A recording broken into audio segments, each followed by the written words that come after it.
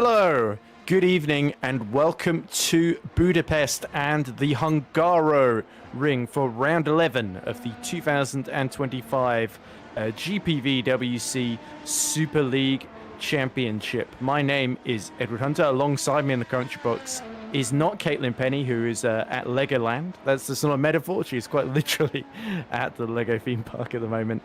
And joining me instead alongside me is Amir Oates, my good friend, and of course broadcast director Remco Zeeuw. So, Amir, welcome to the Hungarian. It's tight, it's twisty, it's one of the higher downforce tracks that we go to, and after a very, very exciting wet, dry, and then wet again affair at Spa-Francorchamps, and we're going to talk about some of the post-race penalties there in a minute, we're going to a very, very different circuit then.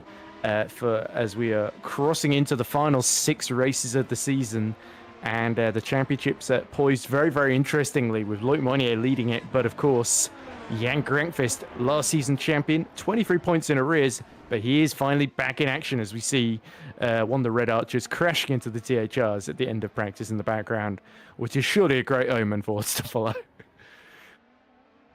Yeah, absolutely. I mean, the Hungarian is definitely one of the more technical tracks on the calendar they have thus far. And as you mentioned before, heading into round 11 out of 16, it's going to be a very interesting affair. As you can see, the drivers already struggling during the practice sessions, really needing to give their all before the very important summer break that comes in hand before we return back to Monza upon later awards afterwards. So that's going to be very, very interesting for the drivers to see how well they can do here from Budapest.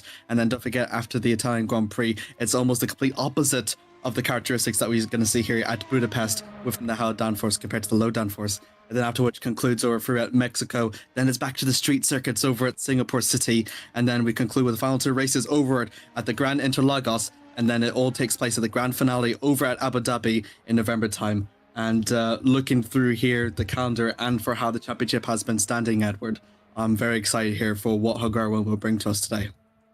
Yeah, qualifying is certainly going to be quite important, but so too will race strategy and keeping the tyres in decent condition throughout the race for as long as possible. So pitting at the right time and getting out in clear air is going to be an absolute premium today then.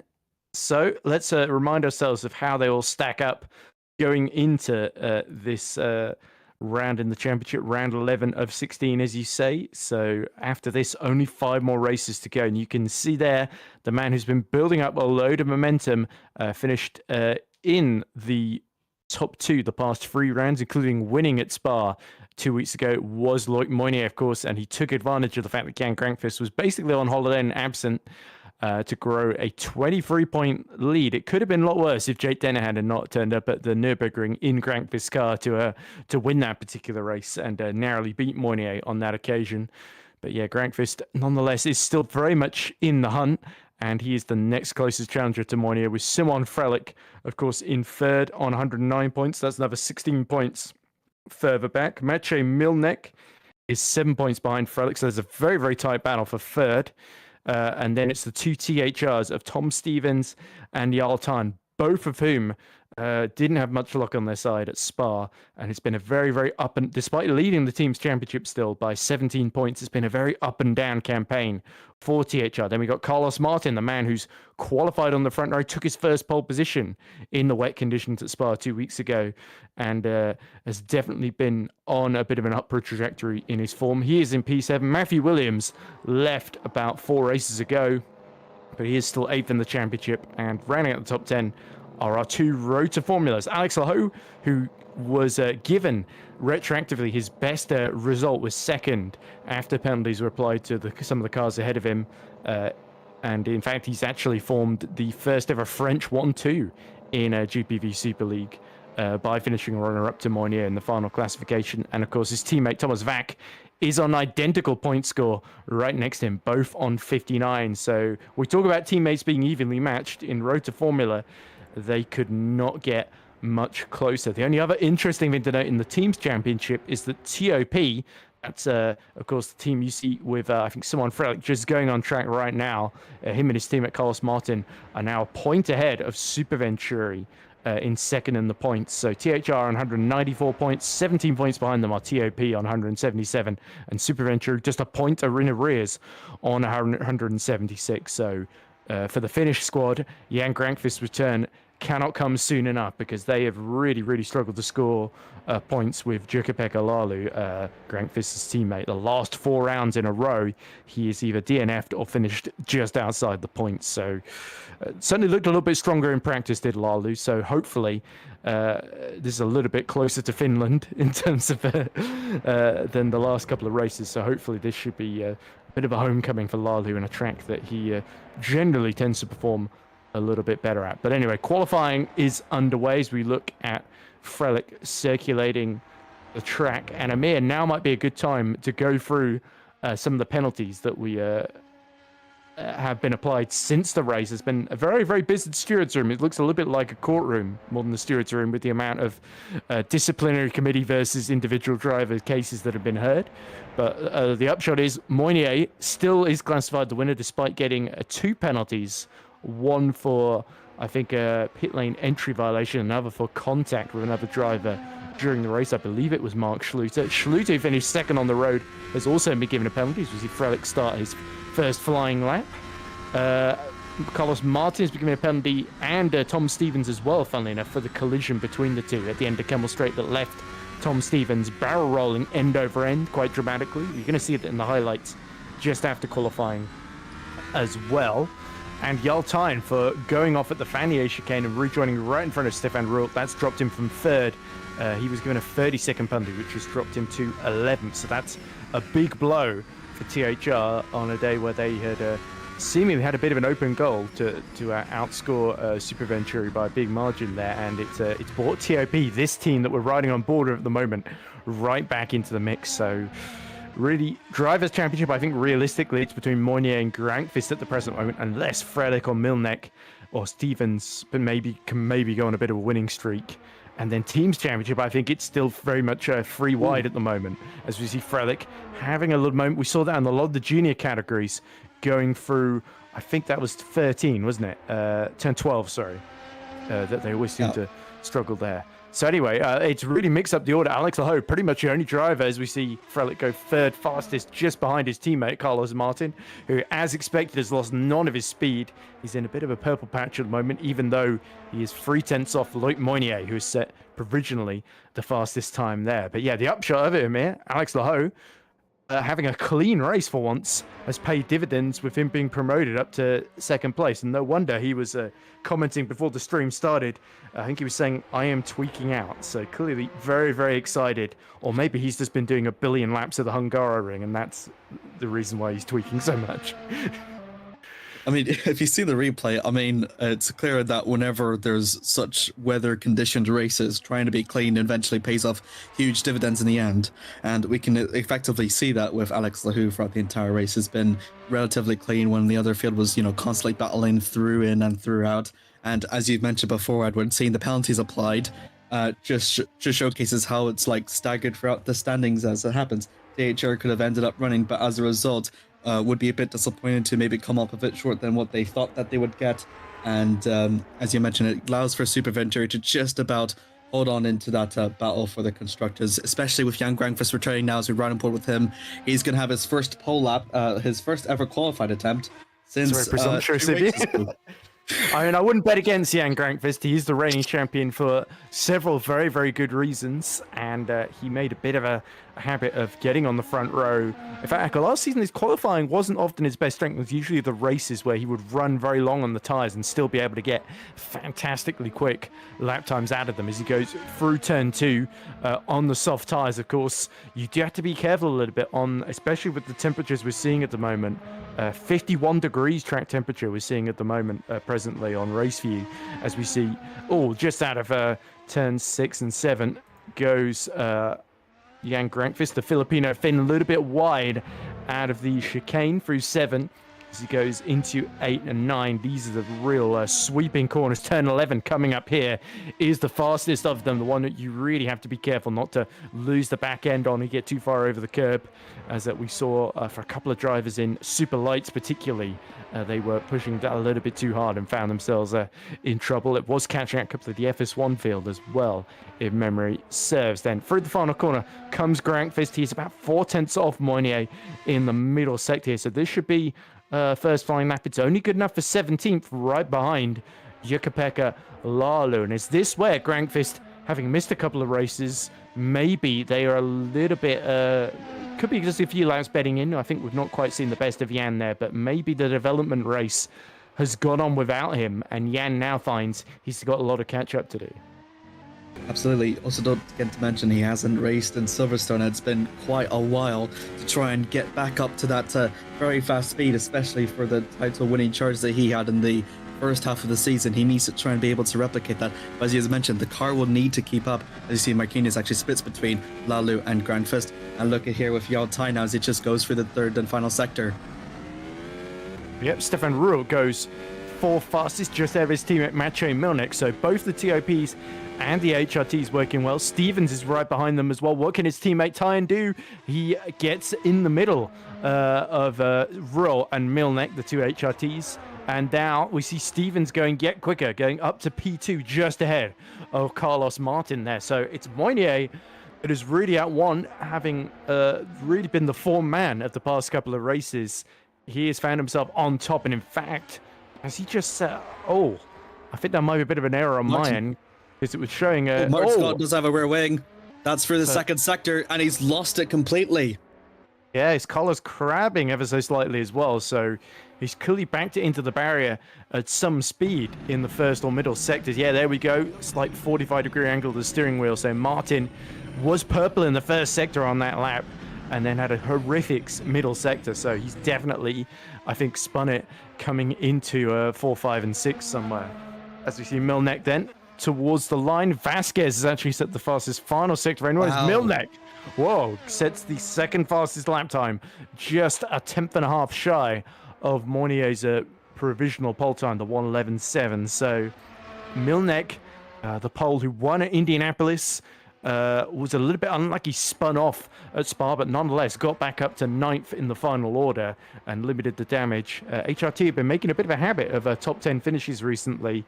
And yeah, Milnek desperately wants to return to the podium, and if he can pump in lap times like that, he's got every chance of doing so. As Machete has a huge moment then going through turn 5 as he goes into the 6-7 chicane, and he is of course returning for the Valley Esports team that he subbed in for at the opening round in Melbourne, finished in the top 5 interestingly, and he is also substituted at Adonis later in the season at Montreal, filling in for Matthew Williams, one of a succession of the drivers to do so. Of course, Alessandro Maggio is holidaying in the UK, in our neck of the woods, Amir. So that's why Ruben Pede, who has been pressed back into service, of course, not had the best luck in super lights the last couple of races. Machete goes 14th fastest, but he has been excelling, won the last 2 FSR World Championship rounds actually at Melbourne and Austria. So he is someone that is outside of GPV started to really find his form again. So he's one of those drivers that you can sort of plug in, and he's a very, very reliable driver that you can rely on to sort of at very, very short notice pump in a pretty competitive lap time in qualifying. Yeah, absolutely. Also, don't forget to mention his very strong performances in the Superlights. Definitely makes him one of the drivers to watch. And as you mentioned before, his top 5 finish in the Super League. Ooh, Grankvist, purple middle sector. Yep, absolutely. Kilk loses it over back into the pits, but let's see, back to Grankvist. Yep, sorry to interrupt you there, Amir. But here he comes then. Okay. As you can see, 53 thousandths up in the middle sector on anybody else. Towards the line he comes, a third fastest. There we go. He was nearly 3.5 tenths off, or 2.5 tenths off, I should say, in the first sector, but he clawed it all back in the middle and final sector. So there we go. Grankvist finding his form right when he needs it, and only just under a big crash for Laho. And Alex Laho, after finishing P2 in Spa, is going to be out of qualifying after a big crash coming out of turn 4 there. So he's going uphill, clearly got over the curb, and that's a big one. He's not going to be able to crawl back to the pits like Carlos Martin has done for repairs. That is Laho's day in qualifying done, and he will start from no better than Stevens versus off! Oh, and that Stevens gone as well. They're dropping like flies, Amir. Yeah, absolutely. This is going to show the struggles of the Hungarian. Everyone's going to be pushing their all, and if you push a bit too much, you're going to end up like Laho and Stevens. Eurotyne up into 6th. It's not an improvement on his, well, it is an improvement. It was, yeah. Personal best. It was a personal best, but still up to 6th. But now he's the sole THR driver since Stevens retired. Yep, and this really opens things up for the drivers that were worried about Stevens and Laho, and certainly it's going to knock both of their confidences or respective level of confidence going into the race. But we've seen both Stevens and Laho bounce back from these sorts of incidents, so hopefully they are not going to be too disheartened by that, especially Tom Stevens, who's still P4 on the grid at the present moment. But yeah, Laho will just be hoping that the likes of Machete and Lalu stay behind and do not improve in the final minutes of the session here. 3.5 left to go as you watch Mike Quint for the Fraser Tartan team. Mike Quint, who finished just outside the points at Spa behind the green stripes of Stein, Handgraf, and yeah, Quint has had a bit of an up and down season, but did get his first finish on the board. Obviously, his first 2 substitute drives of the season in Istanbul and Suzuka. He retired from both of those races in quite spectacular accidents. So it was good to see him get his first Super League finish of the season under his belt, and he is looking to get out of last position at the moment. Chris Shepherd ahead of him has only lapped on the, I think, medium or hard tyre there, and that's because Chris Shepherd has a back of the grid penalty from restarting after crashing out and teleporting back to the pits and continuing in the session at qualifying at Spa. There we go, P27 on the grid. He is ahead of both Staxes of Robin Mulling and Daniel Scott, but a car about 3/10 away from Handgraf in P26 then. So Quint knows there might be a little bit more time in there, and the reigning FS1 champion has got to find it and use it if he can. Here's another man, fresh off, still his first podium after being beaten down to 3rd with a post-race penalty. But Mark Schluter, of course, will be one to build on that momentum, get himself back into the top 10. Unfortunately, those last 2 sectors let him down a bit there, and he is looking like he's going to struggle to beat Aaron Vasquez at the moment. Yeah, absolutely. Reuven, personal best for the first 2 sectors, and is going to be looking to a very good improvement, potentially up into the top 5 as it stands. Needs to string for the final corner together, and top 10 it will be for Reuven. Very good there for the German driver to push the valet car up there, and he'll definitely be really happy with that with just under 2 minutes left to go. Yep, and he's displaced Dylan Fisher, who's still in the pits with 1 minute, nearly 90 seconds left on the clock, of course. So Fisher, who qualified quite well at Spa as well, but again, he's not really had the luck go his way. He tried a different strategy with the weather in the opening stint that went against him. There's Grankvist going very, very slowly. Is he bedding in these tires on the outlap, making sure he doesn't burn through the rears, because that is the big risk that these drivers are trying to avoid. You can tell going through the final sector, the rear tires are overheating a bit and just spinning up constantly, struggling to sort of get any grip on the tarmac, as now we cut to the green stripes of Vasquez, the man with the #1 I rating, filling in for Wopke Hoekstra yet again. He crashed out quite spectacularly on the second lap with Robin Mulling at Spa. So Vasquez will be hoping for a cleaner run here, and it's good to see he is starting to find his feet in Super League and his vast talent that he's shown in, obviously, iRacing, completely different game, but understandably, in sim racing, there are a lot of transferable skills between iRacing, R-Factor 2, and indeed a bunch of other sims, where indeed you do have to drive a single-seater at quite rapid pace whilst managing the fuel and tires and everything else at your disposal as well. And Vasquez, of course, the Spaniard, it's not too surprising to see him quick, but it is certainly a great pleasure to see him at work and transferring that talent into the top 5. Look at those final 2 sectors. He was just tiny margins off of Moynier there, but it was the first sector again, 2/10 off, but he just is pipped by Tom Stevens there by less than 1/10 of a second there. So impressive lap from the Spaniard. Yep, 6,000ths quicker than Carlos Martin. That's into the pits. Qualifying session's over. Here comes a race winner, actually in Hungarian. It's Stefan Rouault in the top 10, but can he be able to push any more? 6,000ths of an improvement, but 1/10 slower on the first sector. Coming through the third sector, is there going to be any more improvement for Stefan? It is an improvement up into the top 5 and displaces Vasquez.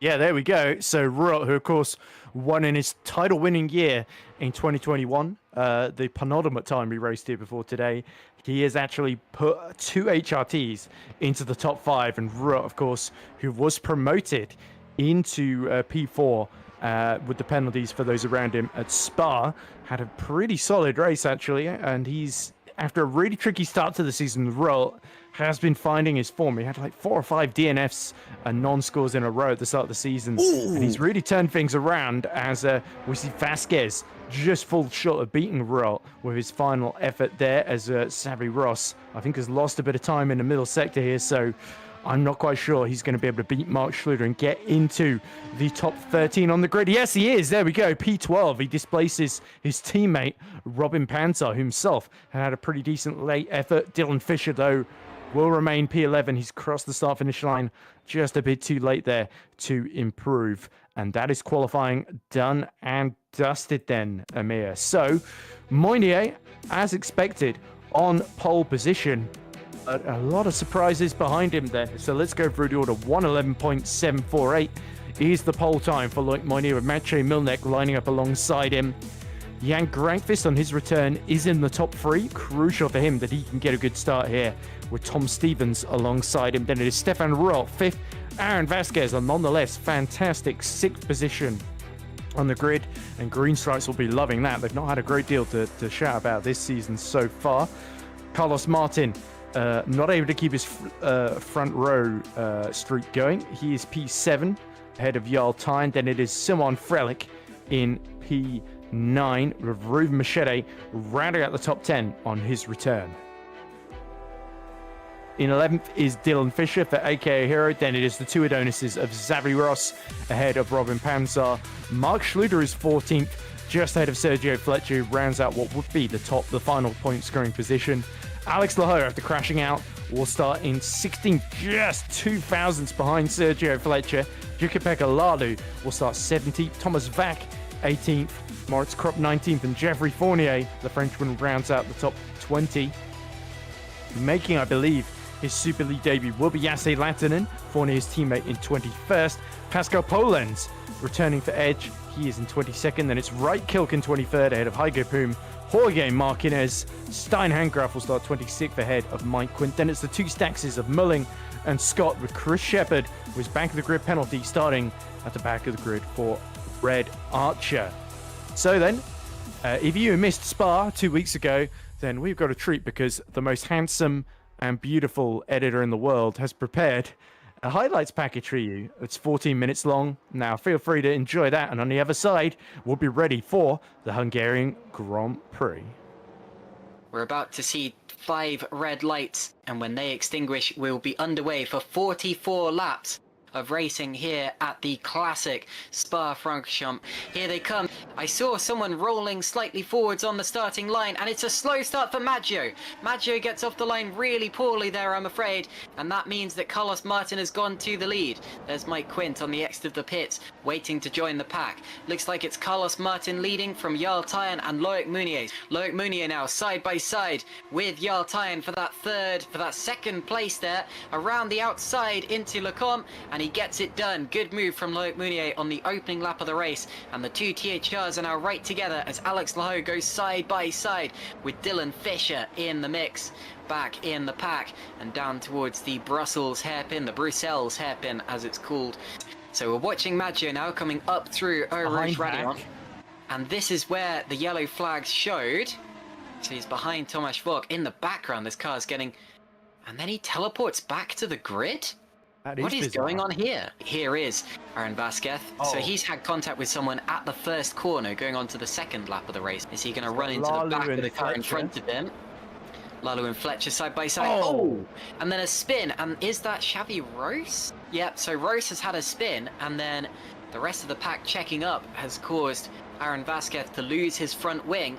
I don't think Merling was involved in this unless... And Lalu's lost his wing as well, so that's crucial for the Super Venturi driver, who has also lost his front wing and will have to pit at the end of this lap. Now here's what happened to Merling. They're going 3 wide. Now this is also a result of that check-up, that chain reaction that we saw. Oh my goodness, and Vasquez has run straight into him there. A huge crash. Tyne's pitting for dries, so everybody's getting the call up now. So the dry line has appeared. I thought this was way too early. As Munier comes in, and was that Stevens following him as well? It was, and Maciej Winnick.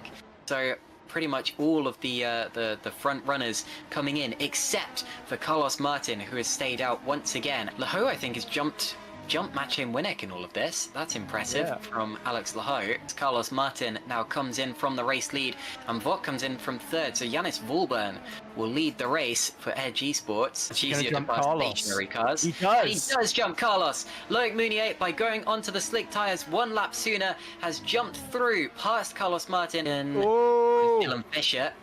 Side by side with Hygo Poom, and it looks as if Shimon Frelich is involved as well. A little bit of a touch with Frelich, as the 2 AKA Hero cars go side by side with the TOP. Frelich nearly runs him out of road, and they just about managed to get through in one piece. Oscar Soltero now up the inside, and he won't get the dry line that he would have needed, but Shimon Frelich, Dylan Fisher is pushed wide once again and holds on to that inside line. Soltero gets run out of road. That would be an illegal overtake if he made it stick.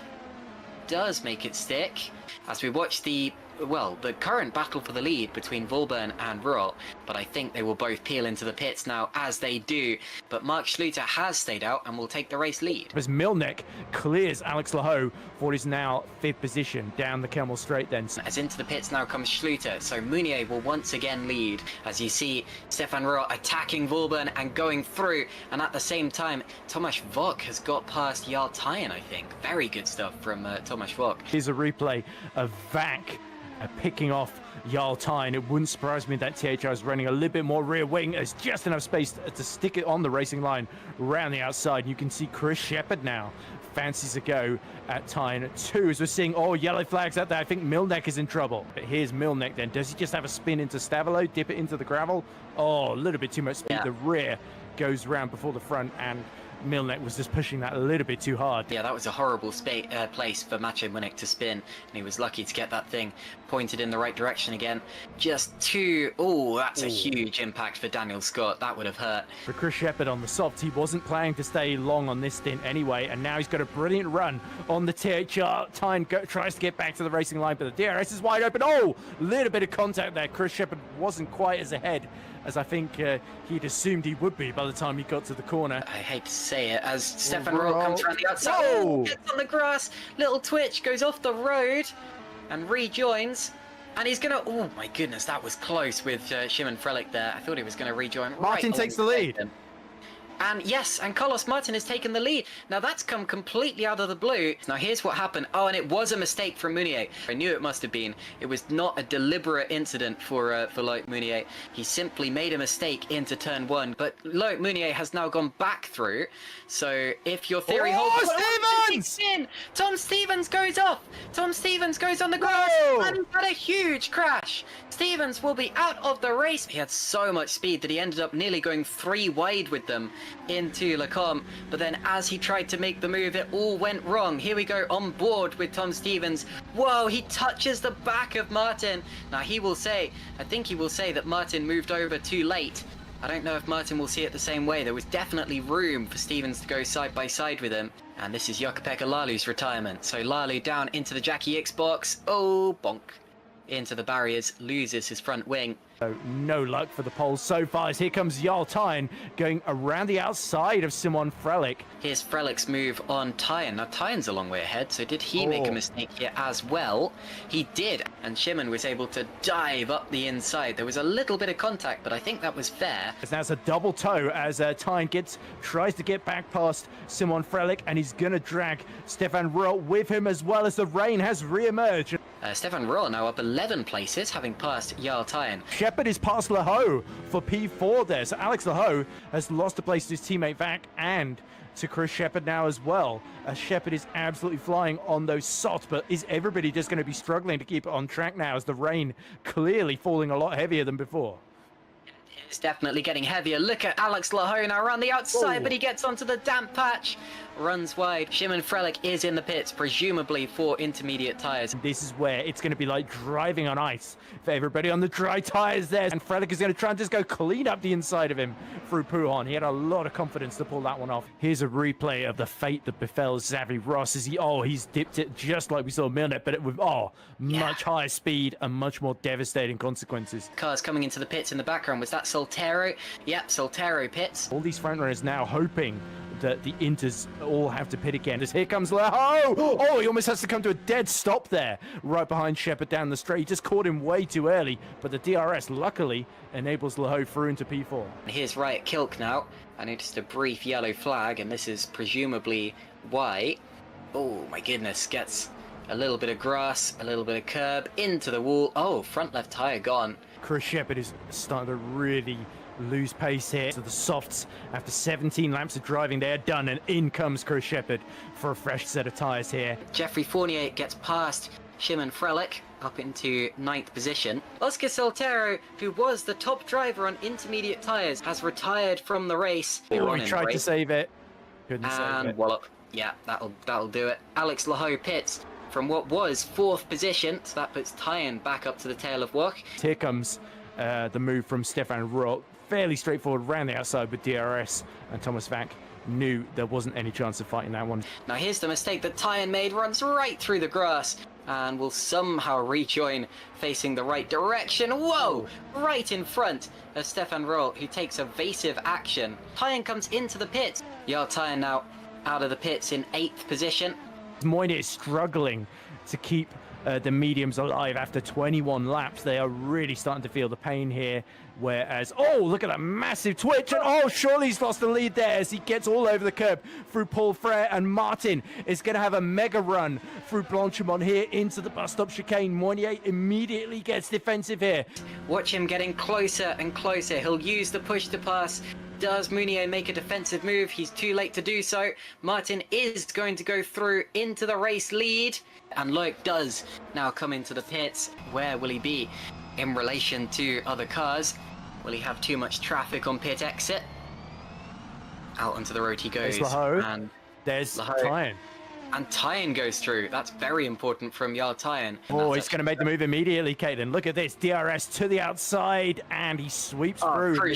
Martin goes on to medium tyres, which again, will probably be able to go to the end from here. There is Mounier. So Mounier has passed Martin. He's jumped him, as have both Laho and Tyne. I think Alex Laho is genuinely fighting Mounier and Tyne here for the eventual race win. What do you think, Ed? I think it's possible, but look at the run Moynier's got here. With the DRS, he pulls to the outside. Tyne is trying to follow, but look at that, immediately tucking him behind. That was very smart from Alex Laho. And Jarl Tyne, I think, will have a really good opportunity at getting past Alex Laho here. He'll bring Carlos Martin with him, as Martin will try to regain those positions that he lost by getting jumped in the pits. They're going to go, wow, and it's a double toe from Carlos Martin, who's going to go alongside Jarl Tyne into the corner. Tyne has the inside line. Does he make it? He's run wide. Tyne comes back at him. Martin runs off the road. And Jeffrey Fournier running those soft tyres, just pushing lap after lap. And coming into the pits now. So Fournier does pit. And now look at Carlos Martin trying to line up Jarl Tyne up through Radion, up over the top. And now down the straight, he will open that DRS. He will use any push to pass that he feels necessary. And he will go through into 3rd position in the race. As it started raining again with 11 laps to go. So could this be the saviour? Is this exactly what Mark Schluter was waiting for? Heiko Pum in the pits, and so Dylan Fisher. So aka Hero have seen the rain falling, and they said, so let's roll the dice here. Let's go for the Inters before anybody else does. Vauban, Fletcher, Butcher, and Quint all doing the same thing. But Loic Meunier is about to get him here on the exit of Blanchimont, down towards the bus stop. He can't afford to waste any time. He's going to go around the outside. They're going to touch just a little bit. Meunier gets away with it. They're both going in. Coming to the pits. Wow, that was brave. Meunier chopping right across the front of Mark Schluter, nearly getting spun around. Tomasz Vok and Stefan Ruhl stay out. They are now the battle for the lead. Whoa, that's close in the pits. And that was Schluter touching wheels with Tyan as Tyan comes into his box. I don't think there'll be any damage there, but that would have held up Full Tyan. wets for Martin. Full wets for Carlos Martin. Wets. Goodness me, I wasn't expecting that from slick straight to the full wets. And Fournier, of course, on those softs. Will be ruining this weather. He really needed to push from here until the end of the race. Twitching about here, he will have to make his pit stop. Loic Meunier is going to get him before then. Goes through into Blanchimont. That was tense. That was close stuff. Whoa, Fournier spinning up the tyres on his way into the pits. Ruhl and Wok, I think, have also come into the pits. So that means Meunier once again leads this race from Mark Schluter, who has elevated himself up into contention for this race just by staying out super long in that middle stint. It was Vok getting past Chris Shepherd, I think. So here's Geoffrey Fournier, and there's the mistake from Shepherd. Little bit of a kick of oversteer. Did well to keep that out of the wall, did Chris? Started raining again. Oh, good Has news it for really? Carlos. Oh my goodness. Has this come too late? Because Tyne's right on the back of him. And look at Tyne. So Tyne is side by side now with Martin and does go through. And this is Janus Vauban. And we think this is the cause of the yellow flag a minute ago. Whoa! Oh, he's hit the wall. And that's unfortunate for Vauban. And now you see the run that Stein Hangraf gets. Butcher defends the inside line. Hangraf will go alongside him. He gets the run, but he didn't quite have enough speed to get fully. Oh, and there's a touch, and into the wall goes Butcher, and that is tragic for Butcher. This shows on the inters that it's so tricky just to stay out of trouble here, as we see over the curb. Yeah, he just sort of almost understeers into Stein at that point. But here comes Milnek round the outside of Frelick. We have a new championship leader, and it will be Loic Meunier, the French driver, who comes out of the final corner and up to the line, crosses the line to win the race and take the lead of the championship. Great drive there from Loic Meunier, who has mastered the conditions. Fantastic strategy call from Mark Schluter to get himself involved in this one from way down after his spin in qualifying. Yartayan P3, Carlos Martin P4, having started on pole. He faded just a little bit in the latter stages, partly due to going on wet tyres when the track was really calling for inters. Then it's Alex Lahoe, Stefan Ruhl, Tomasz Vok, Geoffrey Fournier, Chris Shepherd, and Mathieu Winnet. Great drive there for Chris Shepherd. Equals Red Archer's best result of the season so far. Szymon Frelick, only P11, the driver third in the championship, will not take second in the championship today. That's important. He could well have taken second in the championship with a good result here. Hugo Poom is 12th, then it's Dylan Fisher, Sergio Fletcher, and Stein Hangraf.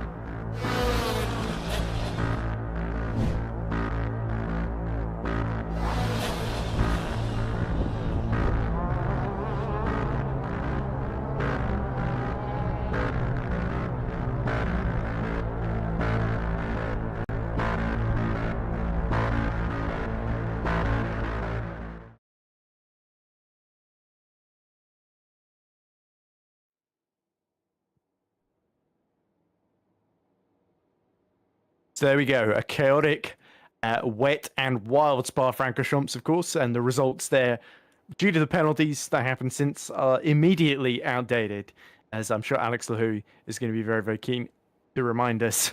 But of course, he starts down in 16th position, and Loic Meunier, who won that race at Spa, he starts on pole here at the Hungaroring, 70 laps ahead of us at this circuit in the Eastern Bloc, of course. On the first Formula One Grand Prix to take place beyond the Iron Curtain in 1986 in real life, and it's been a mainstay of the GPV calendar as well, pretty much since inception then, as the formation lap begins. So, let's take you through the grid order, starting with the front row. Moynier, joined by Maciej Milnek in the HRT, looking for his second win of the season. Jan Grankvist looking for win number 4 with Tom Stevens, 4th on the grid despite crashing out. Then row 3 is Stefan Rult, joined by Aaron Vasquez, his best qualifying. Green Stripes, his best qualifying this season. Carlos Martin and Jarl Tyne make up row 4. Then on row 5, rounding out the top 10 is Simon Frelich and the returning Reuven Machete. On row 6, it's Dylan Fischer and Spain's very own Xavi Ross. On row 7 is Robin Panzar and our podium man last time out, Mark Schluter. Then on row 8 is Sergio Fletcher, joined by Alex Laho. He'll be looking to gain places with Lalu and Vac on row 9 behind them. Then it's Moritz Kropp and Jeffrey Fournier rounding out the top 20 on row 10. On row 11, it's Jesse Lattinen making his debut, qualifying ahead of Pascal Pollens. On row 12, it's Wright Kilk and Heiko Poon. Row 13 is made up of Jorge Martinez and Stein Handgraf. Then on row 14, it's Mike Quint and Robin Mullin. Then the final row of the grid in 29th and 30th positions are Daniel Scott for Stax and Chris Shepard serving his back of the grid penalty. He's got a lot of work to do from 30th on the grid. Look, so when there he we comes go. in here, look, when he comes here into the Hungarian and starting row, it's his 3rd pole position here. Last time that he's got a pole position was actually back in Barcelona, and that means that he is tied as the best qualifying runner all round. In fact, the only one that has done equal to him is Alessandro Mangio, that is not here. So Munoz will be very happy to add another record to his ever so fast achieving season here thus far. That's true. He's 23 points clear of Grankvist in the championship, but the reigning champion lines up right behind him on the grid. And what can Maciej Milnek in 2nd and Tom Stevens in 4th right behind him do? Don't forget about Aaron Vasquez as well in the top 6, looking to hold on to what will be a big haul of points for Green Stripes. Then the lights about to turn on, and round 11 of the championship will be underway here at the Hungaroring. Now they launch off the line. Brilliant start from the second THR of Jarl Tyne, who goes around the outside, tries to go around the outside of Vasquez, but it is Moynier that has a clear run into turn 1. Tom Stevens trying to go through the middle of Grankvist, and Milnek is going to barge his way through. Grankvist has to really hold on around the outside. That will become the inside for turn 2. Surely he's thinking about it. No, he backs out. That was very, very circumspect there. But Stevens, he's been bold, he's been brave, and he's gotten up to 2nd position right behind Loic Moynier. Oh, no. As there's a bit of commotion in the background. Oh, one of the valets has spun across the track, Fletcher. and it's Sergio Fletcher who falls down to 30th. One of the road to Formulas had to go very, very wide to avoid him there. I believe that may have been Alex Lahour, who's down to 20th position. He was on the harder compounder tyre, having qualified just outside the top 15, enabling him to do that. Mark Schluter, by the way, is up to 14th. He is now the highest hard tyre compound runner, or might be on the mediums, something to think of it. But there we go. Stevens, Frelich, Vac and Kropp, the big winners, getting into the points paying positions and gaining positions there, whereas Milnek, Grankvist and Aaron Vasquez in particular down to 10th. They are the big losers at the end of this opening lap, Amir. Yeah, absolutely. Very good there from Tom Stevens, though, to try to get himself up into 2nd, and that means that he's going to be up with a front runner and a contender for the win. And you've got to think for Grankvist, though, that thought the 2nd place was his, but now he's seen it slip away now, especially to his championship rival, Munoz. But you've got to think of it from Grankvist's point of view. He could not afford to get his front wing taken off in an accident by trying to go 3 wide into turn 2 on the opening lap of the race, because that was something had to give sooner or later. So letting go 2 wide in front of him and deciding to save the softer tyres and sort of try and find a way through later on was probably the sensible decision in the moment. But now he's got 2 HRTs either side of him, Milnek ahead and right behind, as we now watch Xavi Ross in a bit of a train behind Reuven Machete that's forming here with Vasquez and then Fischer ahead of them there. So yeah, Ross and Panzer both inside the points, both looking to make progress. And Mark Schluter, apologies, he is indeed on the soft tyre, so actually the highest car on the mediums is indeed on the hards. Sorry, is Moritz Krop with Jukka-Pekka Laulu right behind him. Both of them just outside the point scoring positions there. So big drama. And yeah, Fletcher lucky, I think, to survive that opening lap incident. And I think that shows you why Jan Grankvist was being so careful. Aaron Vasquez too. Green stripes, the top 10 would still be their best result of the season. Remember, Lucas Murno qualified in the top 7, was looking good for maybe a top 5, top 6, and then he crashed out in the final third of the race in Montreal and cost Green Stripes a good haul of points there. So Aaron Vasquez will be very mindful that there's still a very long way to go in this race. But you can see now, Tom Stevens, fastest man on track, is starting to catch Loic Moynier. As we see a replay of what happened to Fletcher. He's ahead of both road performers alongside Mark Schluter, and this is where it all goes disastrously wrong. Touches wheels with Mark Schluter on the inside, and I think Schluter was on the racing line on the outside. Fletcher just could not avoid him in time there. There wasn't really enough space to back out into, essentially. So much traffic though going in for turn 3, but you also gotta think as well for how old this track is. There's not going to be enough racer room here, as you can see with Fletcher, and rolls a little bit back, so a lot of people had to take a vase in action, and having that touch on the grass just compromises a bit of spaces there. But luckily no one has retired for that for lap 1 incident.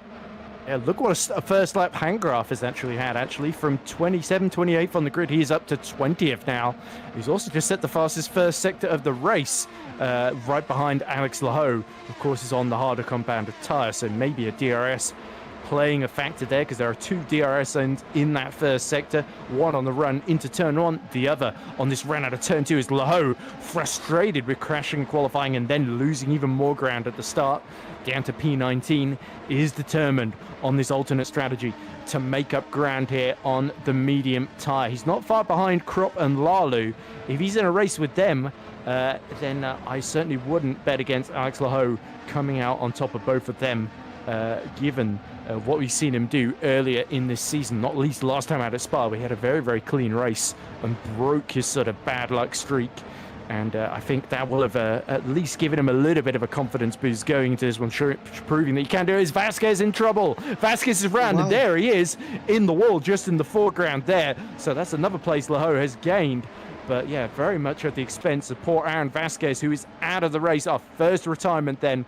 And that's exactly what he desperately needed to avoid, Amir.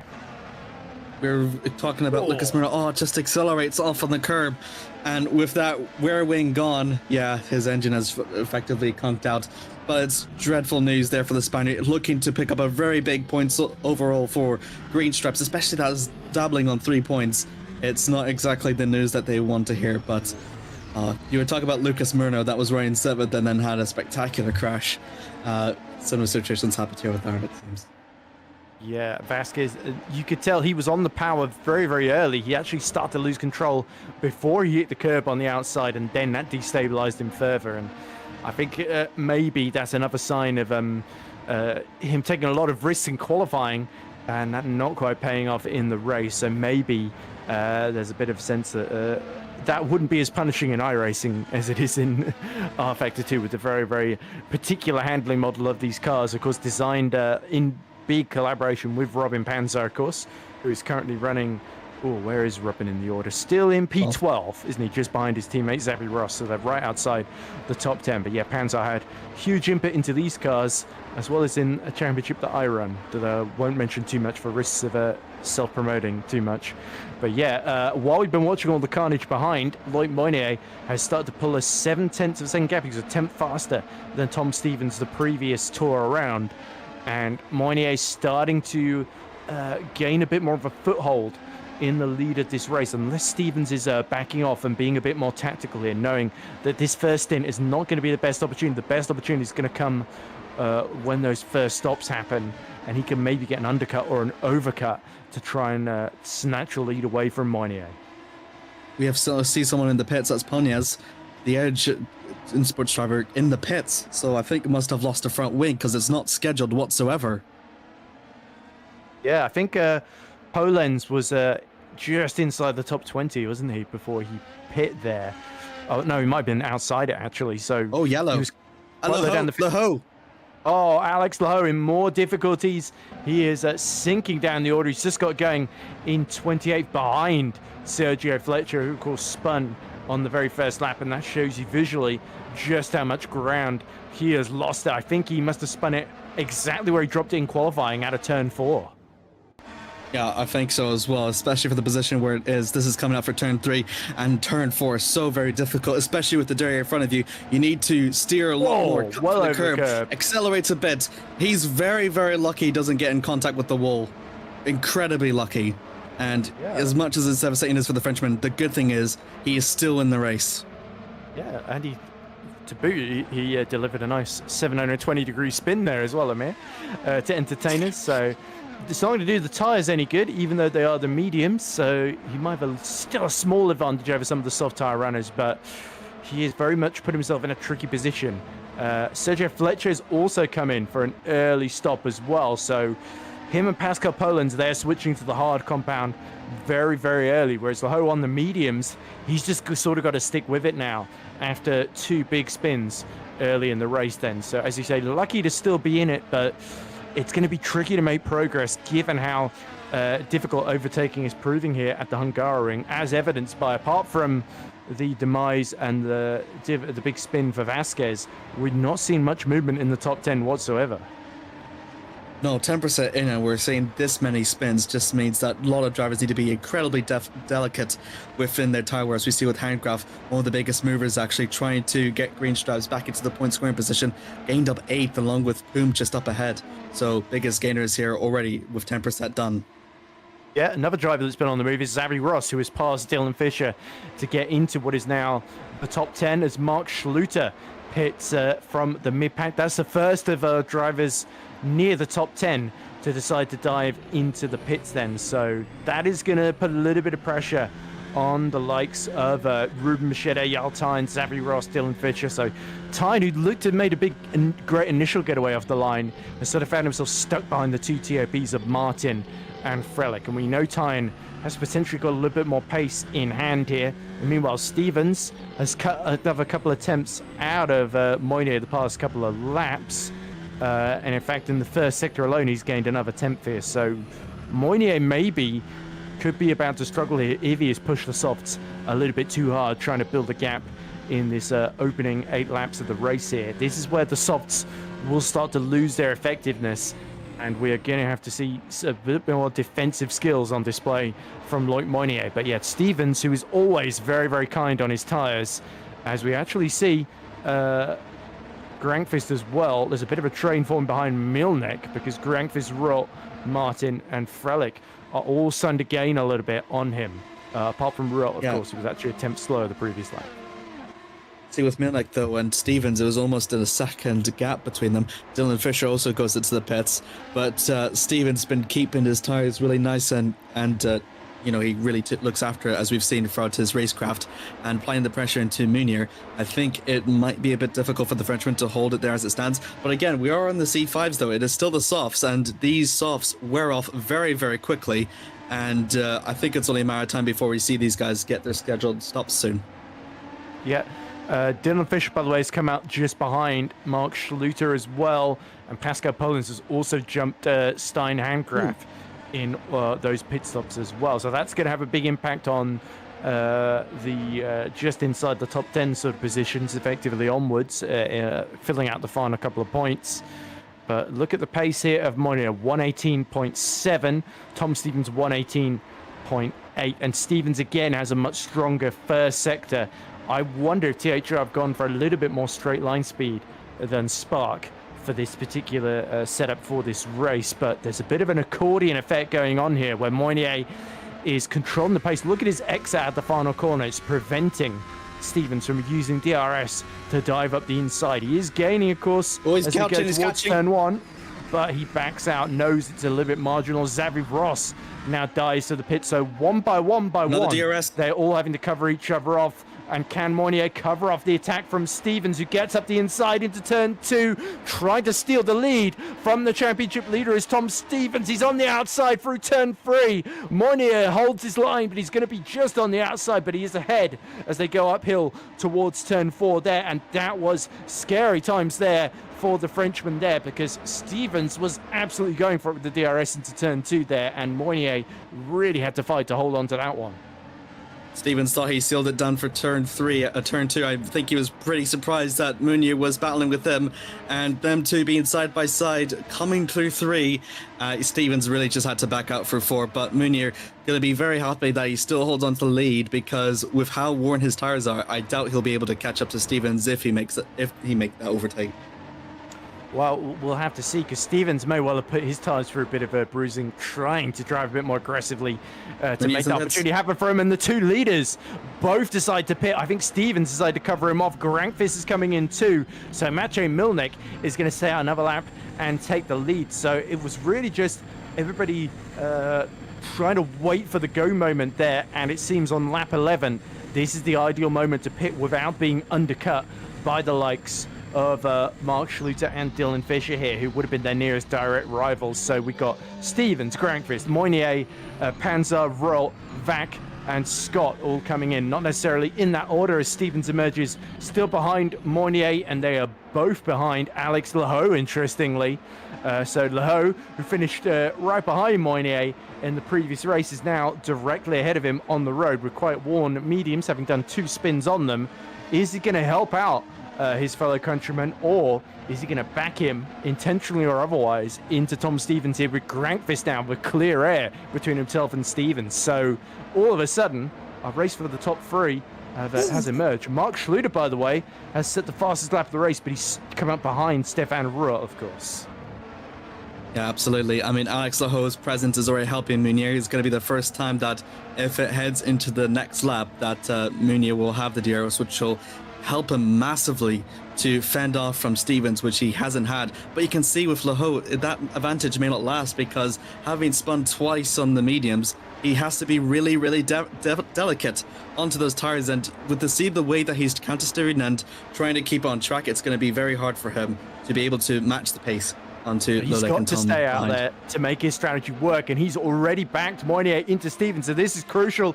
Frelich, Milnek, and Machede are all in, so Martin takes the lead around the outside, goes Moynier with the DRS, and there's Milnek re-emerging behind Grankvist. There's now Stephens, mission critical for him to clear Lehot, and he makes contact! Wound!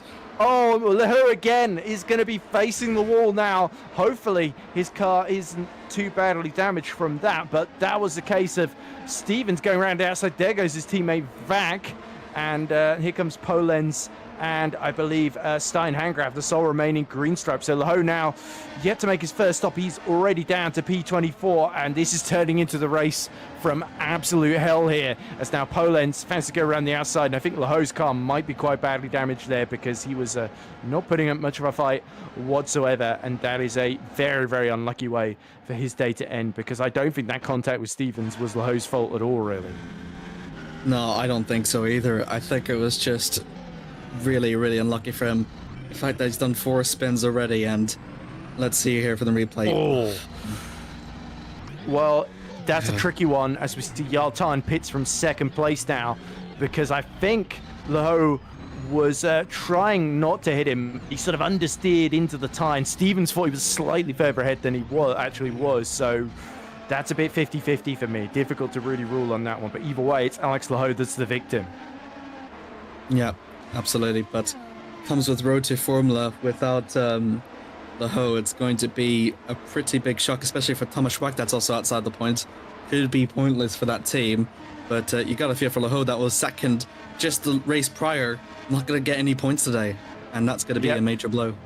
So who are the big winners in this? I think it's Mark Schluter, Dylan Fisher, and Xavi Ross, maybe even Frelich as well, because they are all come out ahead of Jarl Tyen, who were picked from 8th position.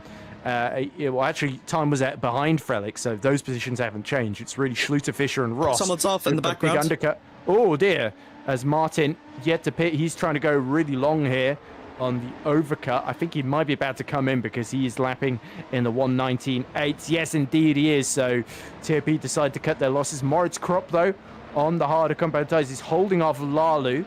So these two could be running very, very long indeed, as indeed are Jesse Lattinen, Fournier, Mulling, Shepard, was leading and Quint. at one point, and then no, he wasn't leading. This was already back in mid-second, already being pressured by Lalu. Coming through turn 11, he just understeered, which is quite weird. There we go. Yeah, so he went to steer off track before Martin pit from the lead. Robin Mulling is also stopping as well. Where's Carlos going to come out? He's going to come out behind Ruben Machete and Jarl Tyen in 18th position, 19th now, because Panzer very nearly got through, and in fact did. So there we go. Carlos Martin has to resume outside the points paying position. So, but he is on what looks like, is that another set of soft tires? At least that's what's showing up on the monitor there. Whereas I think, actually, no, he is indeed on the hards. That has updated. So I did think Carlos was on a very strange strategy. But yeah, according to Race View and according to the monitor we're seeing on the left, it's hard. So the only driver on a different strategy is Mulling, who has gone for the mediums for this second stint then. So yeah, Carlos has just got to hope he can stretch these hards very, very long to keep himself in play strategically, because he's unlikely to be making too many moves. Meanwhile, Tom Stevens has gone fastest in the first sector to keep Moynier in sight. Moynier, I believe, has got the fastest lap at the moment, 1:17.4, as we cut to Grankvist, still yet to clear Mike Quint, and this is costing him time. The two leaders, net leaders in the race, Moynier and Stevens, are getting away. Yeah, absolutely. This is going to be very, very important here for Jan Grankvist. Makes the overtake onto Mike Quint. Will he make it before the move? Yes, he does. It's very important for Loic Muniz. He also overtakes Chris Shepard for 5th and gives himself a bit of a buffer in between himself and Stevens. And when Stevens tries to look down for the inside onto Shepard, heading down for turn 3, is going to be very, very close. But the Englishman actually makes it. And that is very, very important for Tom as he still tries to catch up to Mooney up ahead.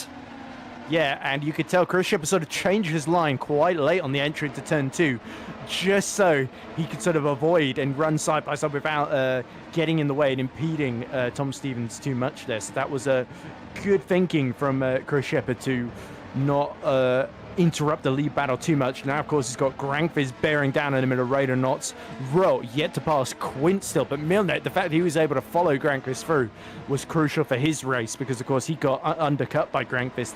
He's got the best tires of essentially the net top 4, as somebody has hit trouble in Sector 2. I believe it might be Handgraf, who's dropped behind Mulling and Marquez. Yes, he's continuing to lose positions. So I think Handgraf has found himself in real trouble here as yellows continue to fly in Sector 2. So maybe there's been a separate incident. Handgraf has now fallen to last as we see move on one of the epic racing cars as Grankvist and Milnet clear Shepard at the same time, pardon me.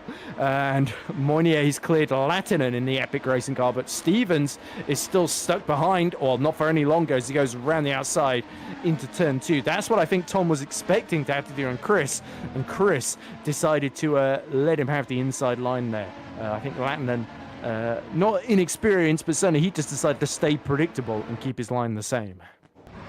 Yeah, this is going to be the replay. I think this is for Sector 2. This is the second Green Stripes racing driver, and as it's in a similar position through the second sector, too much on the grass, he keeps out of the wall, but he spins 180 degrees. So lucky that I think that must have been Polenz there. Narrowly avoided hitting him there as he was completing that spin and faced the wrong way down the track, just off the racing line. But yeah, the Green Stripes, let's remind ourselves, it's not had any rear diffuser development across the season, so it is one of the hardest cars to drive on this particular circuit, but it has got pretty decent rear wing development. Is there Sergio Fletcher pushing a bit too hard, has a big impact with the wall as he goes well into the grass there, and that's his race run, I'm afraid. So 3 retirements, Fletcher, Laho, and Vasquez. That's very bad news for Valle. All their hopes now rest with Ruben Machete as Grankvist now clears Lattinen. Predictably, Milnek, desperate not to lose time, follows them through. But Moynier now is all over the back of Jeffrey Fournier for what is now 3rd overall. Remember, these are fights for positions, but these cars they're clearing are yet to pit on the hard and medium tire. They're trying to stretch to make their strategy work, but the race is not really with the race leaders. Yeah, you can see Tom Stevens weaving a bit. He feels Jeff has helped out his countrymen and has not helped him out to the same degree. Absolutely not, but Jeffrey Fournier's position for where Meunier overtake made it all the more easier for the Frenchman and not enough for the Englishman. And in fact, because Fournier is on a different strategy than Stevens, we could see Granfus and Milnek potentially catching up, and Stevens, that will apply even more pressure to his second place. Yeah, in terms of the lower points battle, Mark Schluter has cleared the yet to stop Quint and Shepard, and Dylan Fisher and Xavi Ross are still stuck behind. So Schluter is definitely the leaders of those who pit early on the sort of undercut strategy onto the hard tire, whereas the leaders, though, on their own race still having to clear the pack as Lalu pits from the lead, so he couldn't get the mediums to go any further, and that's going to be bad news for Grankvist. He would have hoped, like they typically do, to run Lalu a bit longer, as Fournier now runs a little bit wide on the exit of turn 1, and both with DRS, but it's going to be Stevens that goes around the outside. Jeffrey Fournier gets on the brakes a bit earlier, and now immediately Grankvist has seen Stevens being held up, and he's been able to take advantage to close, but now he's got the same problem. Now with Moritz Kropp having run the longest, he is the new race leader, and he's only about a second now ahead of Loic Mounier, who is rapidly catching him by 2 seconds a lap here. So this is the last car for Mounier to clear in this opening part of the second stint, and then surely he is going to be able to get that clear air, so long as it's a clean move on Moritz Kropp. Clean air, but also won't have the DRS advantage to defend from Tom Stevens, which has benefited the Frenchman hugely. So that's going to see, similar to what we've seen about 5 laps ago, another yellow in Sector 2. Seen a lot of those Shepard recently, in as you said before. Oh wow, it is for Shepard. Yep, so Chris Shepard hitting issues. Kropp decides to pit out of the way. So yeah, the hards, after 18 laps, they are really starting to struggle. I've been told to correct my pronunciation of Mlinek instead of Milnek. Sorry, that's just me trying to anglicize his name. As Grankvist inserts himself very neatly up the inside of Jeffrey Fournier into turn 1. This time Milnek is not able to follow. So Mache desperately dives up the inside into turn 2, but it's a clean, very well considered move for the HRT driver. And now he's free to chase. So all of our top four, have cleared those yet to stop, and there's a big gap actually behind Stefan Ruhl to Mark Schluter, who's 3 seconds up the road, despite being able to undercut his way past the likes of both TOPs and Jarl Tyne, who's fought his way back past ahead of Ruben Machete into 11th place. So Tyne at the moment is fighting with Xavi Ross to get back into the top 10 here. So for Jarl Tyne, he's on a similar strategy to both TOPs, isn't he? He's got to hope that the overcut with the fresher tyres at the end of this second stint is going to play to his advantage, whereas those on the undercut have got to make hay and sort of break away while they can. If this is the fate that propelled Chris Shepard, he was actually right in front of Tyne and behind Xavi Ross.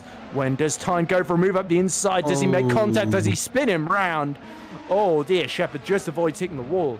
But he will not appreciate that whatsoever. Him and Tyne actually had a bit of a coming together in Spa, didn't they? While Chris Shepard made a move. And I think this is Jarl Tyne returning the favour by making a very risky dive at a corner that you usually can't really make a pass at. And it certainly wasn't a clean pass from the Norwegian. Yeah. Shepard really did not expect it, but I don't really blame him. It's not really an overtaken opportunity. Kudos to Tyne for really trying, but have to see how that will happen towards that was his frustration from Jarl, I think. I think he saw that Chris Shepard didn't have a great exit and thought, now this might be my only chance, and went for the move. A very, very risky move into turn 9 there, and predictably, the consequences could be quite bad for both of them, especially if Jarl gets another penalty post-race for the second race in a row. He's not really been looked on favourably by the stewards at some races this season, but Jarl Tyne, whoa, and round goes the Edge Esports car, and into the wall goes Schluter. Oh dear, that could have been a lot worse. The front wing still attached to the car, and he's got going again in 13th. But this is the problem for those who run long on the hard tyres. They really are starting to cry enough at the end of this stint, as poor Mark Schluter is discovering to his cost, but he has to go another lap, and he loses 2 more positions in one go. And now here comes Lalu, who is pit in recent history. He's going to pick him off very, very quickly with the DRS at the end of this straight. Yeah, absolutely. Schluter's just driving effectively sideways. Alalu makes a very clean move, surely through turn one to get that last point scoring position provisionally as it stands. Got a feel for Schluter though, running so high up the field, comes crashing down. Yeah, after qualifying just inside the top 10, that is going to be a big going for him. I'd love to see how that spin started, and is a film cue. Seems the broadcast director Remco has got the same point of view that I do. So here we go, out of 9 through 10 into the fast right-hander of 11. Does he get too far over the curb? Yes, he does. The car bottoms out, as is so easily done. And there's not a lot of contact, actually, so the steering should be too badly damaged, but he's given himself a massive flat spot on those hard tyres, Amir. And that has made the end of this stint significantly harder there. So pushing that a little bit too hard. And you can see it almost bottoms out through 13 and 14 as well. Really has to be delicate, that mark. I keep saying delicate a lot, but it's really a testament to show that how careful the drivers need to be with their tires, especially for the Hungarian, as he almost bottoms out once again, and our attention draws out front towards Tom Stevens and Luke Munier. Tom Stevens will have another go now.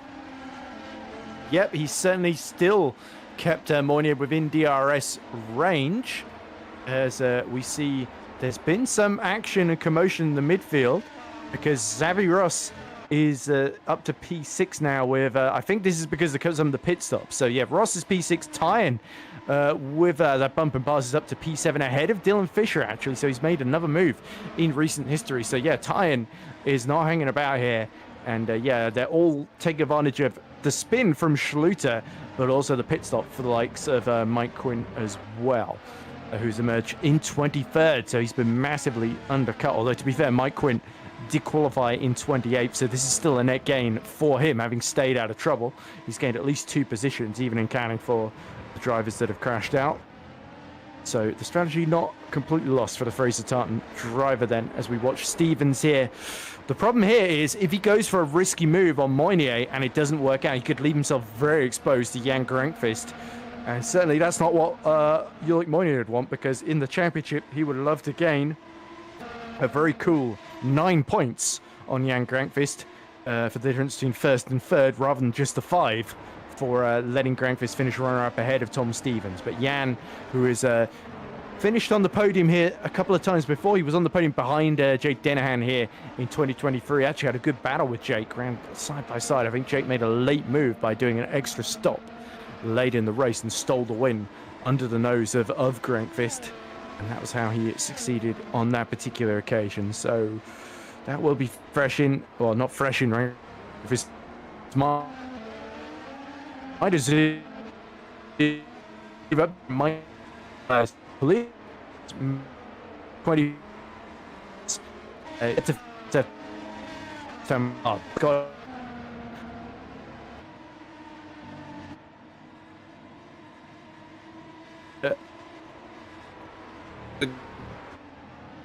I just feel like prove up to about 10th. There we go. You were a little bit robotic and connection lossy on your re-entry there, yeah, but I think it was just coming back at the end. Yeah, you sound good. You sound great now, Amir. So you can continue your point. Jarl Tyen seems very, very fired up. He's just said his personal best lap there is 1:17.4. So he's matching our top 3 in the lead, and he set the fastest first sector of anybody on that lap. Now he sets the fastest lap as Dylan Fisher, having done the undercut in the first sequence of stops, has to make his second stop very, very early here. So Fisher is really having to commit himself, I think, to maybe even a free stop here, because there's still quite a way to go on those hards. Yeah, I think so too. I think he definitely is going to do another stop down the line. I think maybe might play with the soft compound for his final stop if he really wants to try and place his bets on that. And, you know, it does work out sometimes before, but for the Englishman, whenever his targets is definitely points, I could definitely see AK Hero trying to implement that strategy, and it might pay off. It really might pay off, but it just depends how well Dylan can make those overtakes, which is just all the more important. And for the cars up ahead of Scott and Mike Inez, have to see how well he progresses up the field. This is a big opportunity for Dylan Fisher this season, yet to finish in the top 10. He was running just inside it after being passed by Tyne and Ross, I believe. So now he can sort of, obviously he's lost track position, but he can sort of dictate the strategy for this second phase of stops. There could be a number of drivers that end up having to react to Dylan Fisher here, especially if they commit to the free stop strategy very early. Speaking of which, in comes one of the red archers. That looks like Right Kilk, who's pit from 15th. That releases Moritz Kropp as well. So it's very, very reactive here. We're seeing game theory in action here as Dylan Fisher has sort of forced the hand of a lot of drivers that knew they were going to emerge from their stop on the same piece of track as him. So can Right Kilk come out anywhere near Fisher? Fisher has actually jumped him by a long way, stayed ahead, and he's just passed Daniel Scott. So Fisher really starting to light up timing screens, as indeed is Mark Schluter, who after his spin has set the fastest lap there. He's 1:16.8, but he has lost quite a few seconds to Dylan Fisher in the net order. Did pit 3 laps ago, so Schluter is still on course to get himself up to the top 15, and by sitting at purple, he's really making a statement here, despite that the spin that he's had earlier. But it's not all bad news for the German. I think points is what he's going to aim for, and similar to Dylan, I think he'll be happy if he can achieve that as it stands. But looking back to Ruben Machete now, slowly applying the pressure to Javi Ross. Javi Ross now heads into the pit. Yep, he does, and that will allow for Ruben to promote himself up into 7th, but has got the experience, Carlos Martin, behind him. You were exactly right, it was Ross, sorry, because I was used to seeing Machete in the Adonis early in the season, as we see Frelick under attack here from Jukka-Pekka Lalu. Oh, forces his way up the inside. There's almost enough space there. Frelick has to run a little bit wide. Lalu, having done the alternate strategy here, still there on the outside. Frelick is not going to give this one up easy. No. In someone, Frelick. Maybe. Oh, watch out. Whoa, that was a risky reverse there. Just about avoids any further drama. But that has cost TOP Diet. They just overtaken Super Venturi in the team's championship, and that collision there has cost them. I think Simon Frelick thought that he could hold Lalu at bay, and Lalu wasn't going to give up so easily. As I said, this is a much better track for Lalu than the past couple, and he's proving it by making this alternate strategy work. Of course, he went 17 laps on the harder compound, and he's pit for another compound, and his tires were, let's see, about 7 or 8 laps fresher than Simon Frelick. So he had a big delta advantage, as here's Martin still stuck behind Machete. But of course, these two will be running along, having pit latest of anybody in the top 8, I believe. Oh, and here he comes. Martin uses push to pass, uses DRS. Machete really leaves the door very much open there. And now Ruben Machete might find himself a little bit of a sitting duck, and not just because he's in a yellow car, for Jukka-Pekka Lalu now, having cleared Frelick quite forcefully. Although I don't think the collision was Lalu's fault on that occasion. The Finn is going to be catching up to the German for that 9th position. You see Fournier now taking advantage of Frelick's mistake and diving up the inside of him, having pit for new hards. Yep, good move there by Fournier. He's going to put those hards onto very good use. But for Simon Frelick, as he goes wide out of turn 4, I think that might be the cause of the damage with the contact with Lalu. I think his steering angle might be a little bit wonky, which just only a little bit, but not too extreme to warrant a performance change. But yeah, I got a feel for the Polish driver, I must say, especially that's running through in the standings. Would love to see a replay of that collision, as we see. Domenico Scarpelli says in the chat, no Simon. And Owen McGorgy says 4 stop. Even though I've said Ed's internet is dead.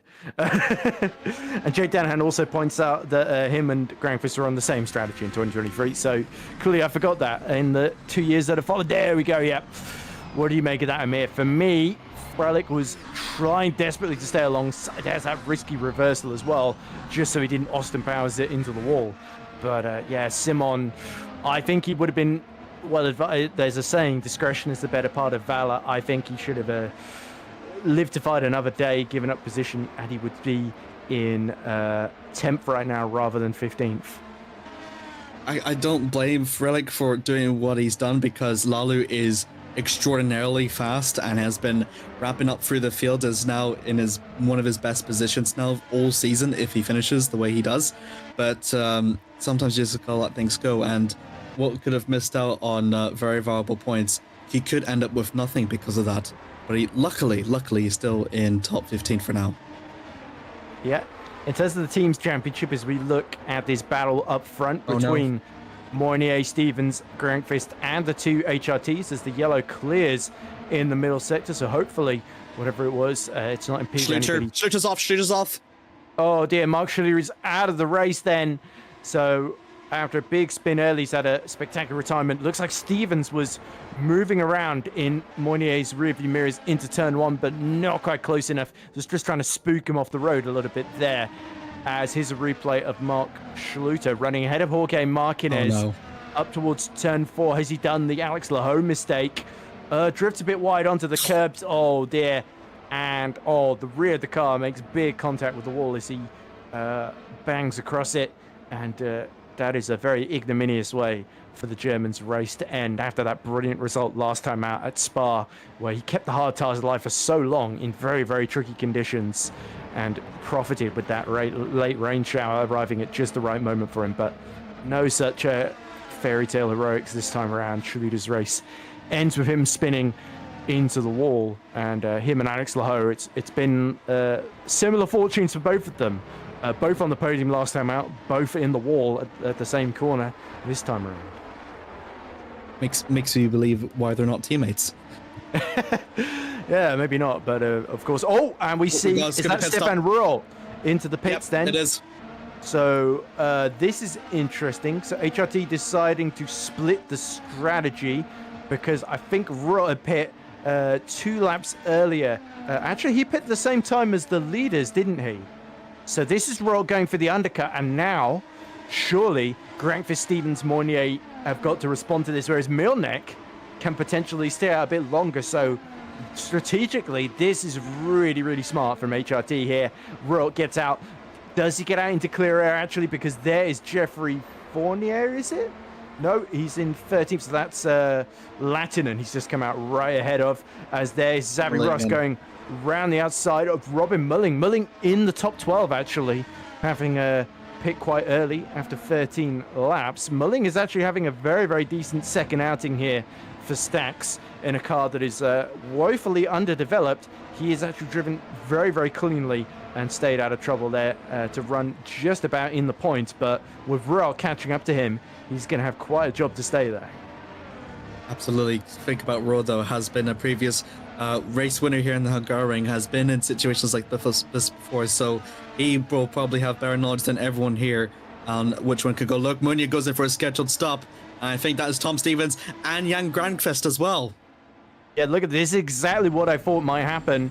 Our top 3 all pitting from the lead at the same time, whereas Maciej Milnek, who pit 2 laps later than them, can now extend this hard tire stint, and surely he's going to run quite long here, as indeed might Jarl Tyen, who pit another lap after Milnek. They all get out of the pits in the same order. Slightly longer stop for Super Venturi, which shows that's an area they've maybe not invested in. Look at Latin, and then there is Ruhl, then, who I think has jumped Jan Grankvist. No, that's Lalu, sorry. So Lalu's up to P4, isn't he? So yeah, Grankvist, though, is behind Ruhl.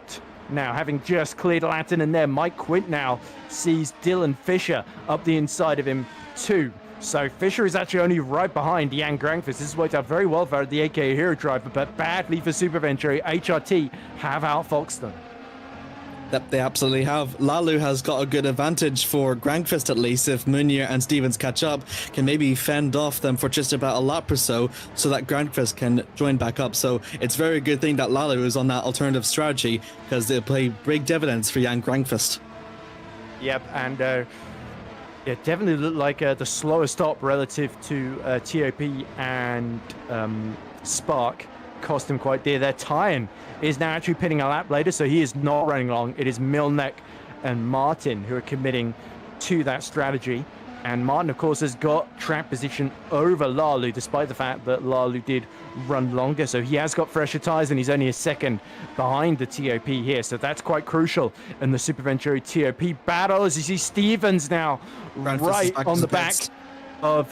has he gone for... No, him and another set of hard tyres for both him and for our net race leader, at least at the moment, in the form of Loic Mounier. Rult is also right behind him as well, having undercut, and he sets a personal best lap of the race, 1:17.404. So this is very, very tense here for Stephens. This could be his best opportunity to try and snatch the race lead, and after crashing out dramatically right behind Mounier at Spa, he could really do with a race win to get back in the mix in the Drivers' Championship. Milnek, though, continues to run long at the front as he's 5 seconds ahead of Carlos Martin and half a second quicker than the Spaniard. See, with Jan Grankvist into the pits now, this is going to be a pure drill between Tom Stephens and Loic Mounier now for the lead, since Grankvist, I believe, has sped in his last pit stop, so he had to make a drive-through penalty, I think, yeah. So that's bad news for our reigning champion. He drops to 19th position. Milnek now pits a couple of laps later along with Martin, but they are building a delta. So at the end of this race, Milnek and Martin could be the ones making up positions here as Macho Milnek exits the pits. He's going to come out well ahead of Grankvist, probably to his surprise, and just ahead of Yartine as well. So this has worked out incredibly well for HRT. They should be a net third and fourth, so they basically just swapped positions here and gotten Grankvist out of the way, tricked him into speeding in the pits essentially.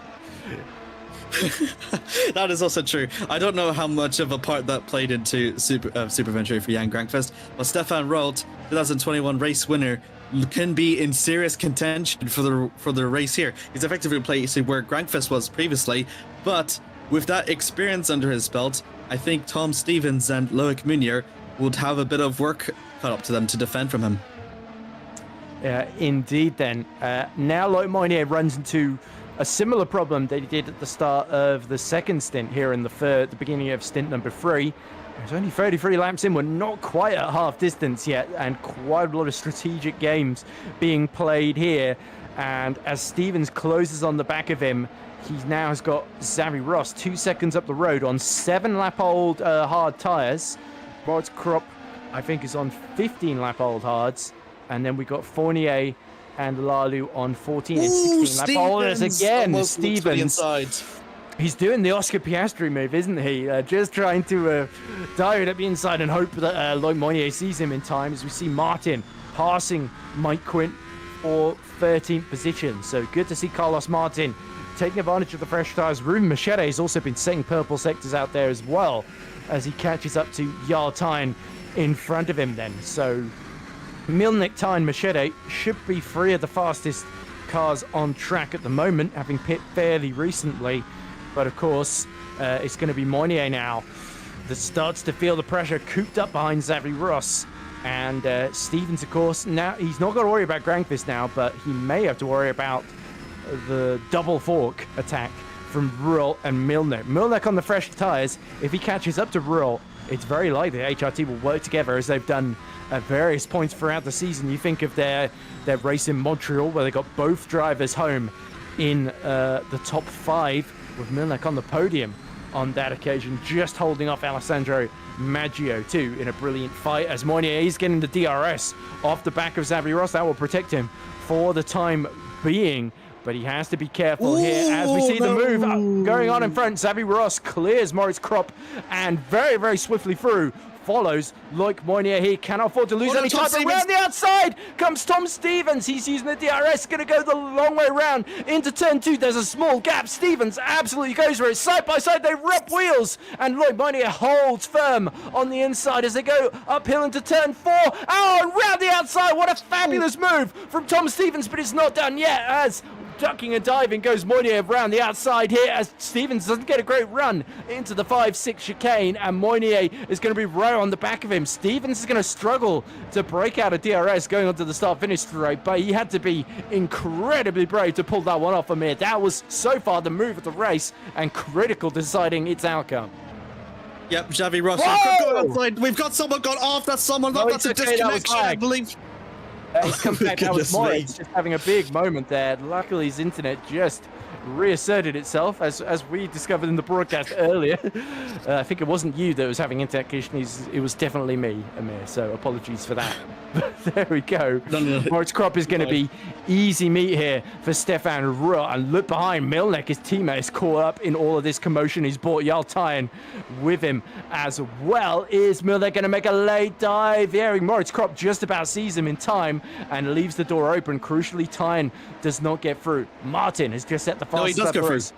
There we go. Well, he has now, but he didn't quite get through into the first corner. I think Moritz Krop knew he was fighting a losing battle. That he's basically trying to do, I think, maybe a 2 or 3 stop here, whereas everybody else is looking at 4 stops at the moment, the way things are working out. So then, Stevens leads. He's past Xavi Ross, and Moinier's stuck behind Ross as well. So Tom Stevens has actually played this absolutely brilliantly here. And not only a brilliant move, but an excellent lap afterwards has given him a decisive margin. If Tom Stevens can hold on to this one in terms of the strategy, then Moinier might have to settle for second here. And that's going to, obviously, Grankvist struggling. This is still looking like a really, really good result for Moinier, but he would have liked the 25 points rather than just the 20. Yeah, seeing here the fight between Ross and Krop allowed for Tom Stevens to get close than he's ever been to Meunier, and just swings around the outside. Thought he had it done. Don't think he was really expecting Meunier to be side by side, and it was exactly what we've seen just about 20 or so laps ago. But instead, the positions have changed, and Tom Stevens, knowing that he has the better, speedier outside line, can just swing it round almost sideways and still holds it in, and just takes it in for the racing line. Look, Meunier still tries to hold on through the battle, but by then he was not really on the racing line, coming for the chicane, and unfortunately the Frenchman had to concede. But that was an extraordinary battle between these two, almost touching, as you can see. Yeah, and don't I really see him move around the outside into turn 4. Moinier had to concede, so lifting off, but Stevens did incredibly well, not only to stay on track, and then Moinier, because he had to slow to stay on track, did very well not to hit the back of him. Look at him.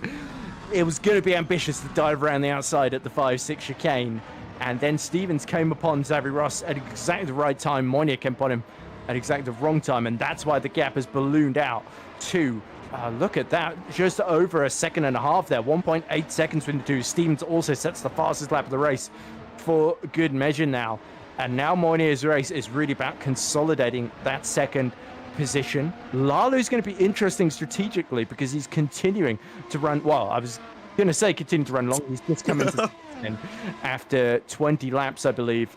About 17 and 19 laps on the hard tire. So he's probably going to have to use a different compound at some point or other, as I believe he's putting more hards on.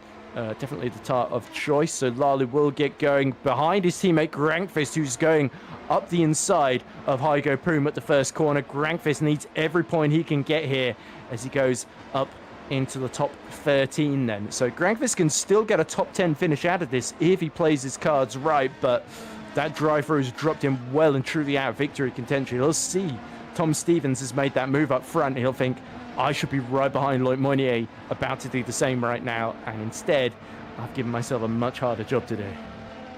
Absolutely, it's a championship-defining moment for Jan Grankvist. Drive-through penalty, effectively not what he needs upon his return.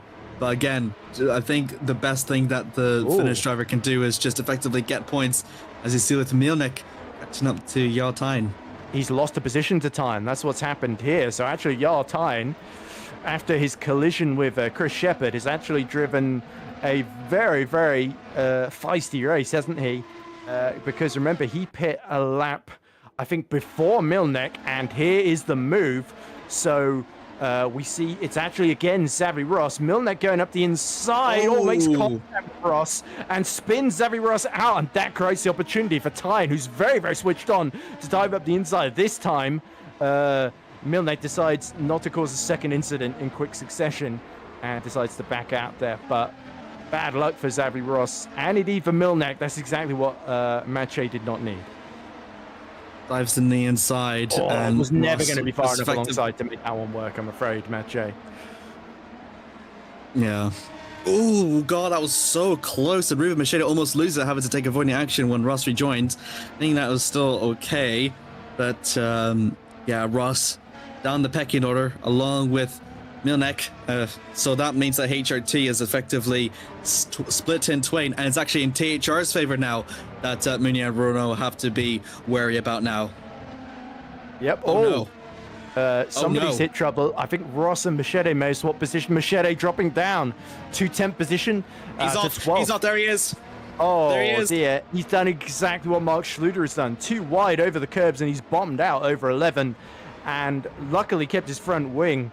But that is going to bruise his confidence, if not his the handling of his car there, as the tyres look very much second-hand there. Y'all time, by the way, faster than anybody else on track at the moment, or well, apart from no, he is the fastest on track in 4th position, and he's right behind Stefan Vrot here. So what a recovery he's had as we see the replay of Reuven backs it into the wall. Much bigger hit than Mark Schluter as well. Yep, on that rear, and just needs to be very careful. You can see how many cars he has to go through because it's sort of blind coming in through turn 11. You can't really see out, and you just need to be, you know, incredibly sure. And yeah, that's how the German lost so many places trying to get back onto the racing surface safely. But you can see with the steering, it's just not that optimal, and we'll have to eventually come into the pits, I think, for repairs if necessary for the German. Yep, a suboptimal event for the Optimal Esports driver, filling in at Valet. Yeah, it's really interesting to see the progress of both THRs. I wonder if they're just a bit better at saving their tyres in race condition, because it tends to be the pattern this season where they don't qualify necessarily as high as some of their rivals, but in the races they just come alive and they start really cheering through the field. Yeah, Altan was saying after Spa that was a race he felt he really should have run on the road, as Xavi Ross and Dylan Fisher now both pit. So this is Fisher making stop number 3 already then, with still 29 laps left to go. So this is an extraordinarily aggressive strategy from Dylan Fisher. But after the season he's had, why not? Why not throw the dice from AK Hero's point of view, especially when they're in such a tight battle against the likes of Edge Esports, who gained so many points on them with that podium at Spa, of course. Could be 5-stop in this race, which will be very impressive. Yeah, this is a big brain strategy. It's reminded me of Ferrari in the mid-2000s with Ross Brawn on strategy. Was it the Hungaroring as well, where Schumacher did like a 3 or 4 stop against the McLarens, where he was doing basically qualifying laps? 2004? 2004 he did, despite getting a penalty, so maybe that's what Grankvist is aiming for. But I think it was Hungary 1998 where he did this amazing stint where he was like 3rd behind the McLaren, so he was basically able to do, I think, 2 or 3 undercuts in a row by basically doing qualifying laps every lap in his stint. It was super impressive. Grankvist, speaking of which, him and Lalu starting to cut through the bottom end of the top 10 here. So we talked about the rise of THR. Could Grankvist still pull something off here? Let's look at his pace. Lalu has actually been 9/10 quicker the previous lap, which is not surprising given the delta. Grankvist is on those tyres 10 laps, Lalu only 4. So Grankvist isn't going to want to let him through, because any time he loses now is potentially a position or 2 that he might lose at the end of the race here. And Super Venturi, they definitely seem to be prioritizing the Drivers' Championship rather than the teams, although the way things are at the moment, I wouldn't give up on either. So is Lalu really going to be that forceful over the blow? Because him and Grankvist, they get on so well, don't they? I don't think he's going to be like, right, Jan, you got the penalty, it's your fault, so you got to let me through now. It's not like Mercedes in the mid-2010s, Super Venturi, let's put it that way. I think Lalu is probably going to just hang on Jan's coattails and see if he can use the DRS to his advantage here. I mean, Lalu's been already doing a fantastic race so far. This is one of his super Lalu moments. And exactly. The fact that he's on pace with Jan Grankvist at the stands, even though he is on the fresher compound, I think he's done an incredible drive so far. Probably one of the best that we've seen from the Finnish driver this season thus far, to be on pace with some of the midfielders. I think for Jan Grankvist, especially for the teams, yeah, he has to let him through. He has learned through because he's going to put a big benefit to Grankvist and to the teams as well. Because the more that Lalo can afford to fight, whereas Grankvist can't on those older tires. So that means that Lalo will be able to overtake Pansar, Martin and Milnek a lot more easier than Grankvist can. So it's strategic. But also, Lalo is more than capable of doing it. And honestly, good move there by Super Venturi. Yeah, Lalu's about second lap faster than Panzer. So that was a very practical move from Jan Grankvist, the reigning champion. And now Lalu has to make the most of the opportunity that he's been given by his teammate. Grankvist, of course, led him out of the way at turn 1, so he'd lose the least amount of time. You can see him just starting to drop off the back of Super Lalu. I guess we'll just keep calling him that now, JPL, as he continues to close on the back of Panzer. Surely have a great opportunity with the DRS into turn 1. Meanwhile, up front, Stevens, 4 seconds now to the good ahead of Loic Moynier. Rill is right behind Moynier, who is in turn within about half a second of Tyne, and Milnek as well, close behind too. Martin is only about a second behind, so this unique strategy from TOP, it has brought Carlos back into play, as now we see the move being made from Chukwupega Lalu for 7th position. Panzer sticks to the outside. Grankvist as well, not to crash into the back of Panzer. That's how early he breaks by comparison there. So Jan has actually kept it very, very clean on track. It's the pits where he has very much lost this race so far. He did try to help Grankvist, as you can see down from turn 1. Just try to slow down Panzer a bit so Grankvist can also make the move maybe down to turn 2. But I think Grankvist, just broke a bit too deep and didn't make the move quite yet. But see there with Tom Stevens though, 4 seconds ahead of Munier as we talk about. We haven't talked about how extravagant that is, because that is the biggest gap that we've seen in the race thus far. And it does show the dominance that the Englishman has displayed despite his crash in qualifying. Indeed. And yeah, certainly Tom Stevens showing us all what he's capable of course. He's only been on the podium about 4 times this season. He's only won once, Barcelona as well. Did have to miss around at Canada, retired last time out at Spa 2 and finished outside the points in Japan. So it's been very, very up and down. But when Stevens, things have come together for him and he's stayed out of trouble, he has been absolutely exceptional. And he's been so often the nearly man. Is now Grankvist picks off Panzer into turn 1. Crucial move then for the reigning champion as Grankvist continues on his merry way. As the Super Venturi train keeps chugging along. 12 seconds to Carlos Martin though, and Martin's lap times are actually slower than Lalu but quicker than Grankvist here. So you would think then Lalu is going to focus on closing that gap, but strategically it's difficult to see what everybody's on. I think Martin might well be on a free stop here, whereas I think everybody else is 4-stopping the way how aggressively they're driving on the hards at the moment, with the temperatures making tire preservation very much a premium. We've seen so many spins and retirements so far, and we've still got about 25 laps left to go in the race then, as we were involved with Milnek having lost that 4th position to Jarl Tyne, desperate to get it back, and he's got his teammate Rill right ahead as well. Rill, of course, getting DRS from Moynier. So the DRS train in effect, but Rill, guys up the inside, and it's Moynier that has lost another position as he is bumped down to 3rd, as Rill is the highest he's ever been so far this season. And that was a very, very well-timed pass into turn 1 there. And I think really it's the straight line speed that is opening up, leaving Moynier a bit vulnerable here. So a brilliant pole position, but he is paying for it with the setup that he's got here. Yeah, I think so too. He's been consistently struggling to keep the cars behind at bay. He's seen it with Tom Stevens, and now we've seen it with Rouleau. Even though Rouleau has been there lesser behind Munier, managed to overtake it fairly quick. And this is for the replays, really far back actually. I'm really must have used a bit of the push to pass to close the gap and then swing it down for turn 1. Not really much Munier can do. I don't think he was even expecting Stefan to even make a move from that far back. And a very good move there for the 2021 race winner. He pushes himself up into 2nd, and potentially, if he continue on for this very good pace that we're seeing here from him, may be able to challenge for Tom Stevens for the lead. Well, even on that last lap, which was very quick, he was a couple of hundredths slower. And let's see, Stevens sets a 118.1, Rill says a 117.3 though, so the gap 3.7 seconds is not out of the question. It certainly will give Tom Stevens pause for thought.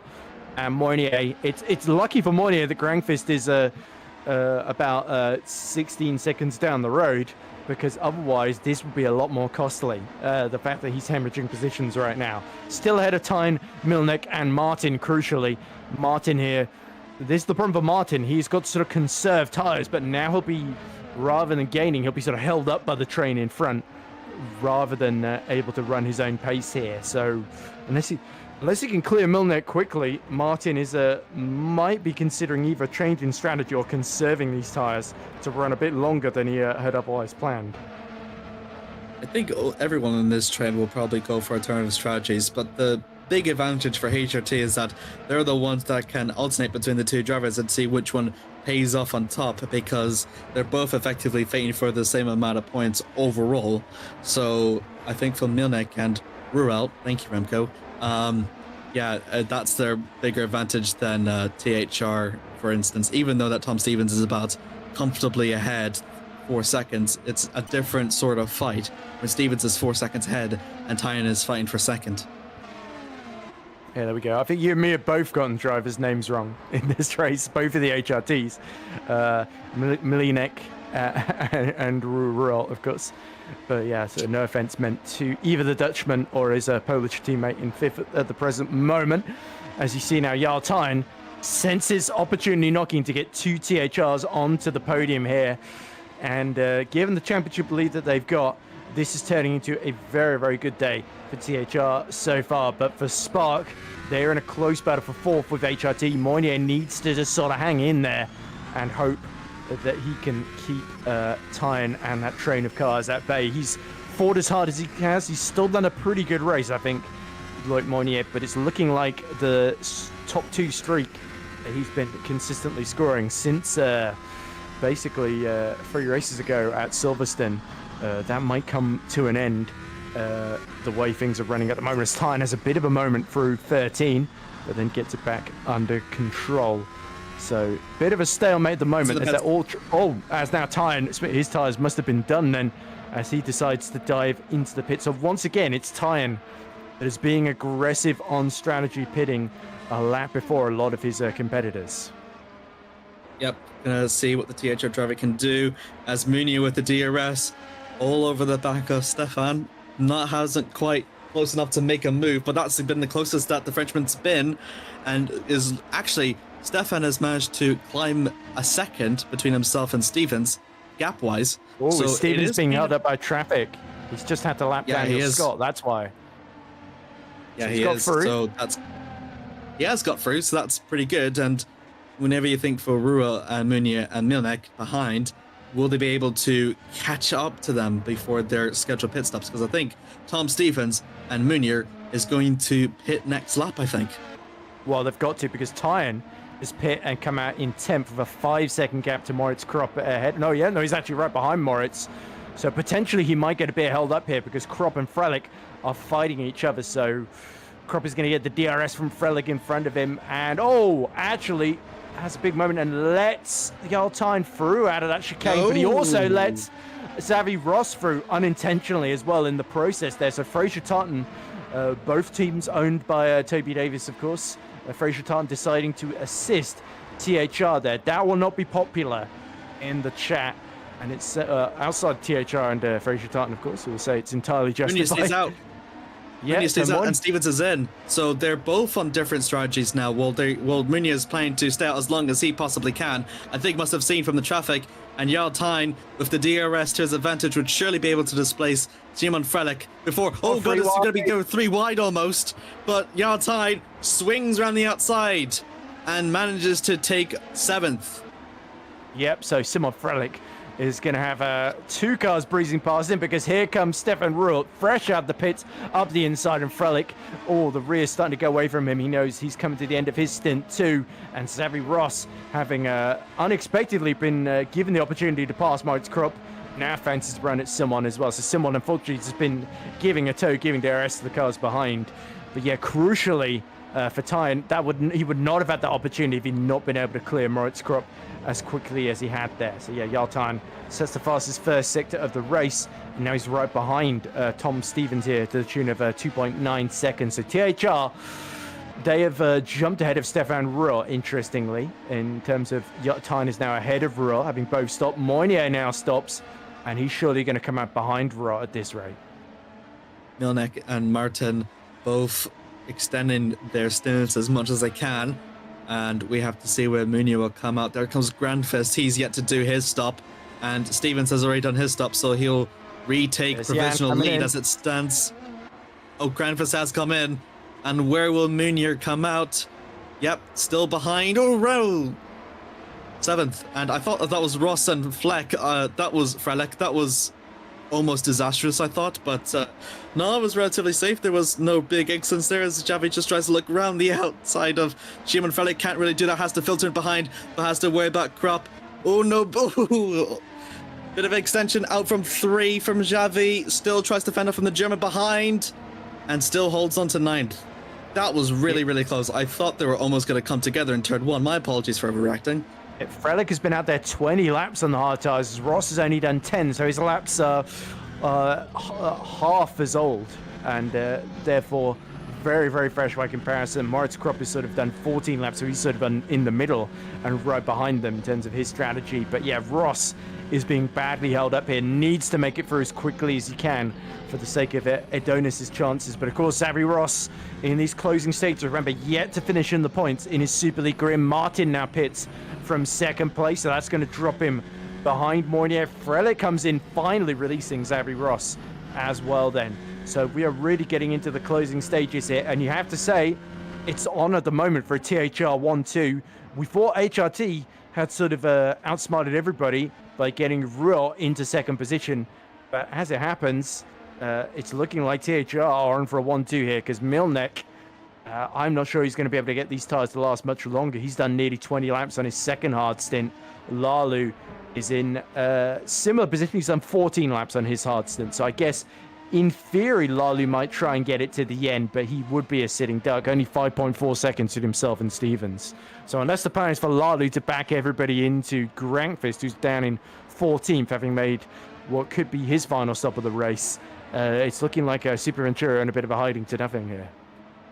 Yeah, but also you gotta mention Tyne has been extremely aggressive with his tires as Milnek ends to the pits. That's gonna be HRT's last scheduled pit stop as it stands, and will surely make it a quick affair for the Polish driver. But Tyne has been very aggressive on the tires, as we have seen before, always been the earliest to come into the pits. So Tom Stevens is sort of in a difficult situation here. He can either extend his lead and make it safe, or he can maybe funnel back and assist his teammate to make it a THR 1-2, which will definitely help them in the standings to extend their lead, but then also going to be at threat of Ruhl and Munier and Milnek behind.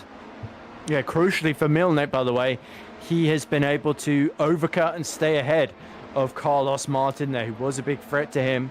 So staying out that lap longer, he's just about been able to get the delta here. So Milnek will have the freshest tyres of anybody in the top 5 in the closing stages here, and could well once again be a threat to Loic Moynier here. Ruhl, by the way, set the fastest lap of the race using the DRS behind Jarl Tyne. So yeah, Tyne, as you say, could be under threat from the leading HRT of our 2021 champion Stefan Ruhl, a 2-time Super League champion, of course. And this has certainly been his most convincing and spectacular showing this season. He's had a couple of good drives up and throughout the year, but occasionally there's been a few mistakes. He had that really barren spell of non-finishes, non-point scores in the middle of the season, but he's really put that behind him. And HRT, I think, could well be a threat for a decent position in the team's championship if they can keep this sort of form up at the moment. Certainly strategically, they have been really the main threat to THR in this race, with Loinier just sort of trying to hold on here. Although we're yet to see if Carlos Martin's strategy is going to bear fruit. Right Kilk now pits from 10th, and that is going to put the Estonian, I think, just outside the points here once he re-emerges into the race. Fresher compound, I think he might go for either hards or mediums, but at least with the fresher compound we'll be able to cut through the field like butter if he manages to make his overtakes right. Attention now draws towards championship contender Jan Grankvest, as he needs to dispel 2 FDR cars to try and break up into the top top 9 as it stands. It's not gonna. It's a job easier said than done, and even though he's been off the back foot from his pit situation, I think he's done pretty well though so far to recover, and almost looked unlikely he was even going to break into the top 10, especially given the nature of the Hungarian, where it is extraordinarily difficult to overtake. We're really showing the championship caliber drive the Jan Granqvist is well known for. Yeah, he's not got driven angry since, again, that pit lane speeding penalty. He's not, got into a squabble with his teammate. He let him through. He did the smart play and lost as little time as possible. So it's all about damage limitation for Granqvist in this race. Especially, it won't hurt quite so much knowing as we see Stevens up the inside into turn 2, steals the lead away from Lalu, and he's on 5-lap-old tyres, whereas Lalu's on 17-lap-old tyres. So definitely Lalu will have to make another stop. But he could have very, very fresh tyres in the final stint. There's Granqvist, goes up the inside at turn 1, past Moritz Krop. So Krop and Ross both on significantly older tyres than Granqvist. Ross's tyres are about 10 laps older. And actually, no, it's Krop he's got to clear first, isn't it? Yeah, Krop's tyres are even older. So 6.7 second gap. Granqvist has got clear air to make use of, which is the most important thing. So he's only 20.8 seconds off the lead now. And his pace has been very, very impressive, matching those of the leaders, in particular Lalu. He has been basically 9/10 quicker per lap at the moment. Yeah, and there's really not much Lalu can do to fend off from Stevens. I think his best hope now is to just try and fend off from the cars behind as his compound slowly drains its life away. I can't see Lalu making another stop, but here comes that's Quint. Quint himself goes into the pits. That's going to be his last scheduled stop of the day. You're right, the first time it is Krop. Mediums. Oh, it is Krop. So both of the FRT drivers are in. FTR, yeah. Sorry, FTR. The Fraser Tuttons, there we go. Don't worry. So Ross, Krop, Quint, all pitting on the same, very, very similar strategy. And they were on similar sort of tyre life and in a similar position in the race. But it is the Adonis that gets ahead of both Fraser Tuttons. And it's Quint that is going to have to deal with Wright Kilk, who's undercut him. And Robin Mulling is in the mix as well. I think Mulling's tyres are only 6 laps old. So, yeah, our Stax driver there is still in the mix here, and only his second result for maybe sneaking into that final points paying position. So I've been quite impressed by Robin Mulling because the German, he's fought for podiums in super lights, finished on the podium in FS1 last season. And he's definitely been on an upward trend. So good to see him as we see Lalu now being passed by Tyne for second. And that's because he's come into the pits, of course. So you said you couldn't see Lalu doing another stop. Well, he's proving you wrong. Almost immediately is Milnek up the inside of Loic Moynier into turn 1 there with the DRS, I think. So we might have just missed that move. And now Moynier is going to be exposed to Carlos Martin, who he fought against so tensely at Spa. Martin might be looking to get his revenge here. Yep. An incredible, intense battle in rain-soaked Spa-Francorchamps continues here in very sunny Hungarian fashion. It's going to see for a replay. This is the overtake that Milnek had onto Munier. Is it going to be exactly a similar fashion to what we've seen with Stefan Roll and Munier? And almost in similar fashion, as it turns out, uses the DRS clean before turn 1, braking zone, and clean move there from the Polish driver. Promotes himself up into 4th. That will be very good news for Ruot for his quest for 2nd. Yaltai will now have to defend from 2 HRT drivers and can bring a very, very good points haul for HRT. Yeah, I think all of the top 8 now, and maybe Panzer, Poom, Frelich, Back, Fischer, Roth. I think everybody's going to the end now. Seems to be the strategy, unless somebody's run just hard tyres throughout the whole race and needs to use a different compound at this point. I think Lally might have put the mediums on for his final stint here. So I have to see if he can keep them alive and get a decent performance out of them. But yeah, Yaltan now has got to defend from both HRTs if he wants to make it a THR 1-2. Try saying that twice as fast. but quite a tongue twister HRT and THR battle. It's just the letters switch around, isn't it? But nonetheless, Tyne is driven a fantastic race to get into this position. Of course, with that collision with Chris Shepherd, there could be another Stewards investigation hanging over him at the end of this one. We'll have to see what happens. Whether Chris Shepherd even decides it's worth reporting or not. Shepherd still in P20 from the back of the grid. He's actually done a decent job himself, but it looks like it's going to be tricky for Red Archer to get too many points out of this. Right Kilk is about 2 seconds away from Crop at the present moment, and he's on older tires too, so looking like a bit of a long shot for him and Mulling at the present moment, unless there's some drama up ahead. Now, here's the interesting question. Ruhl, 9-lap-old tyres. Milnek, 6-lap-old tyres. Ruhl's been stuck behind Tyne for quite a few laps now. Do HRT consider the swap here? Because Milnek's pace has been quite a bit faster. He was 3/10 quicker the previous lap. Or do they let Ruhl just have a go at Tyne and then do the swap? It's the million-dollar question, isn't it? I mean, they've had... Oh, Martin's picked off Moynier. I missed that completely. But Moynier down to 6, so all of a sudden, he's only going to be gaining 2 or 3 points then on Jan Grankvist now. Only 1 point, actually. So what was looking like a big advantage for Moynier in the championship, it's all going away from him at the moment. He's just got no pace out there. Dropped down to 6, which is not completely the end of the world, but to have Carlos Martin, I think another similar clean move. Down to turn 1, it's exactly what we've seen with the HRT drivers. A similar move down to turn 1. It's not very good for Munir or for the Spark Racing team.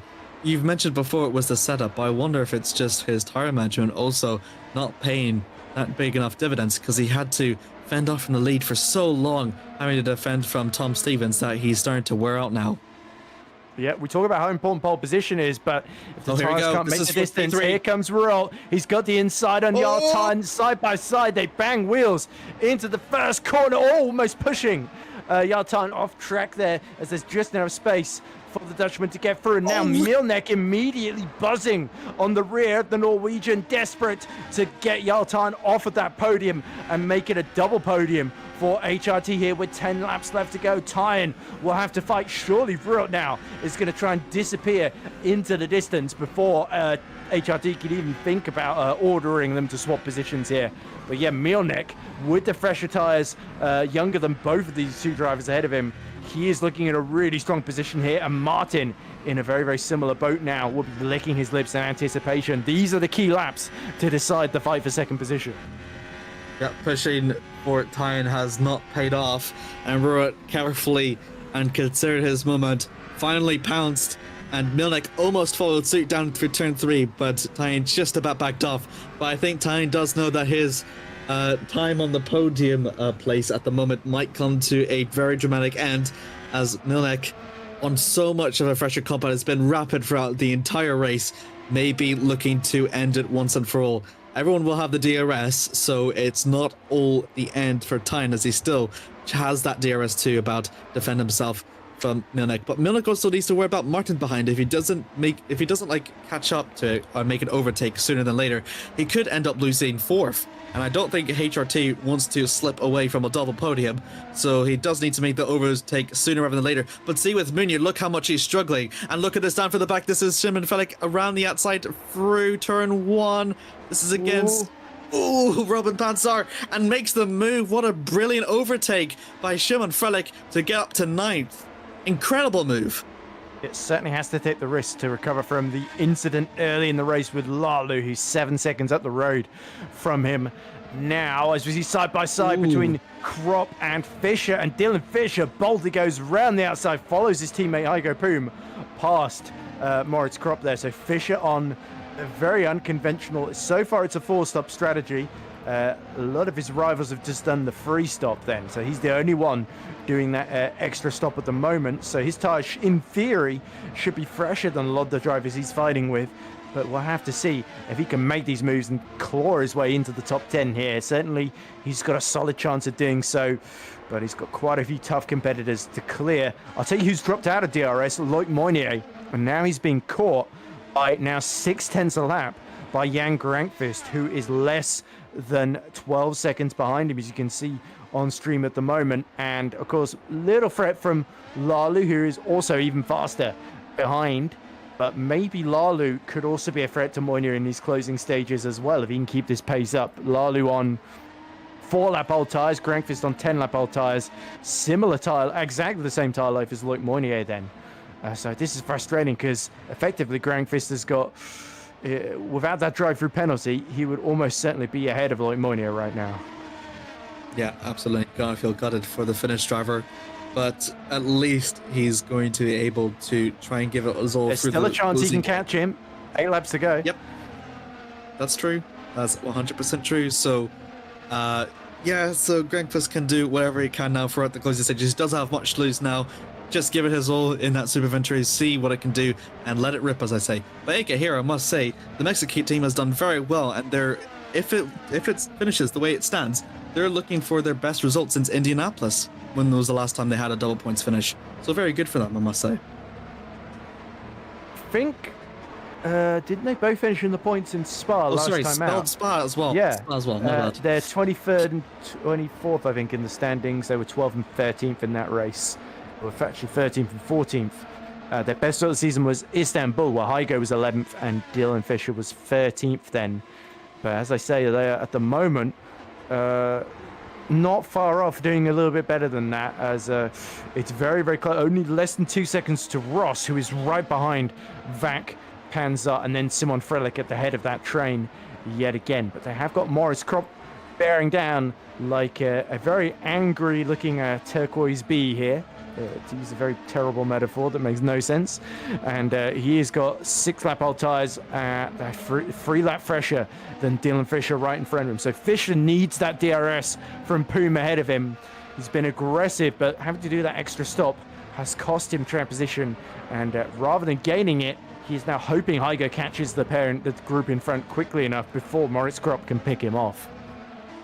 Dirty year through the second and third sector will at least give a bit of breathing room to Dylan Fisher, and with the DRS given by his teammate up ahead, should mean that AK Hero comes in with a bit more of advantage than FTR, but Moritz Kropp will definitely need to look to gain 2 more positions. And add it to his books as he goes a bit sideways coming up from turn 13 through to 14, a lot of dirty air, and that slide has cost him dearly.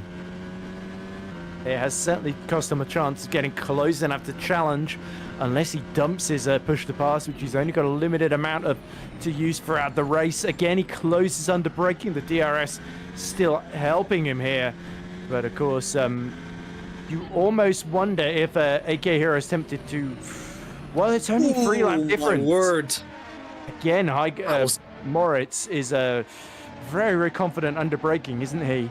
And that's been a theme this season. He was on pole, remember, at Indianapolis before, unfortunately, having a nightmare first lap as he got tagged around by Moynier before losing control and then taking out Tom Stevens. Tom would be glad him and Moritz have not encountered each other once in this race, because I think he'll still be having nightmares about that, Tom Stevens. Oh God, Krabs goes wide. Goes wide out for the second sector, and that has allowed for the gap between Fisher and Cribb to extend a little bit. And the German will not be looking for... Is not catching Xavi Ross in all of this as Milnek tries to show his nose up the inside into turn 2 as Grankvist slows to let Jukka-Pekka Lalu, his teammate, through. So clearly he has seen the pace. Lalu's been capable of 1:16.3 last lap around. He's 7/10 quicker per lap than Moynier. He's got a better... It's still better for Grankvist if Moynier finishes 7th instead of 6th. Regardless of if he's right behind him or not in terms of the overall order. So this tactically is another smart play from the Finnish drivers there to swap themselves around. But yeah, Milnek, only 5 more laps now to catch and repass, I should say, Jarl Tyen. And Ruhl has been a tenth slower consistently than Tom Stevens. So even though this has been an exceptional showing from Ruhl, it's Tom Stevens that's been very much the class of the field today. Nobody else has really had an answer here. Milnek, though, still got a slight margin, 7/10 to Carlos Martin behind. And I think Martin has started to see his lap times tumble because Moynier has been lapping slightly faster than him by about 3/10 then. So looking like Carlos might have to settle for P5 here, but I still think Milnek has got a chance if he can catch Yartan out here in these dying stages, and maybe Rill can hold him up and use that to play to his advantage. Seen through the race already how intense battles can be whenever they're going side by side on track, and sometimes that can end gloriously and sometimes it can end in devastation. And Carlos Martin, despite not being in the midst of this fight between Rural, Tyne and Milnek, at least is there to pick up the pieces if it were ever to go haywire for any one of these drivers. So for the top esports driver, I don't think it is completely the end of the world for Carlos Martin. In fact, he's in still a pretty good position, and I think now the just question remains is what will Tyne and Milnek do in regards to the position, in regards to their positions. Update on Jacob Pekalala. He was second faster than Moynier that previous lap. The problem is he's 10 seconds behind with only 4 more laps to go. He needs Moynier to really start struggling in these final few laps to hemorrhage sort of into the high 117s essentially. As we see, they cross the line. Moynier's actually started to equal the lap times of Martin ahead of him. Again, Milnek moving around. I think Ruhl is definitely slowed down to hold up Tyne here, at least sort of stop him getting on the powers early. So once again, Milnek pulls to the inside and Tyne has to pull off to the left-hand side to cover him off there. So Ruhl is playing the team game, backing Tyne up here. So from THR's point of view, Tyne needed to hold on to Ruhl earlier in the stint for them to sort of control the race, and they've not been able to do that. Ruhl's pace has been that a little bit too strong here. You can imagine from Tyne's point of view having to worry about Milnek's aggressive attacking, but also need to worry about Ruhl's positioning on track. So it needs to make sure where will be the best place to put on track that isn't occupied by Stefan, but also worry about Milnek behind. So Yartan is in a really difficult situation. If the Norwegian can even pull off third, I'll be immensely impressed by.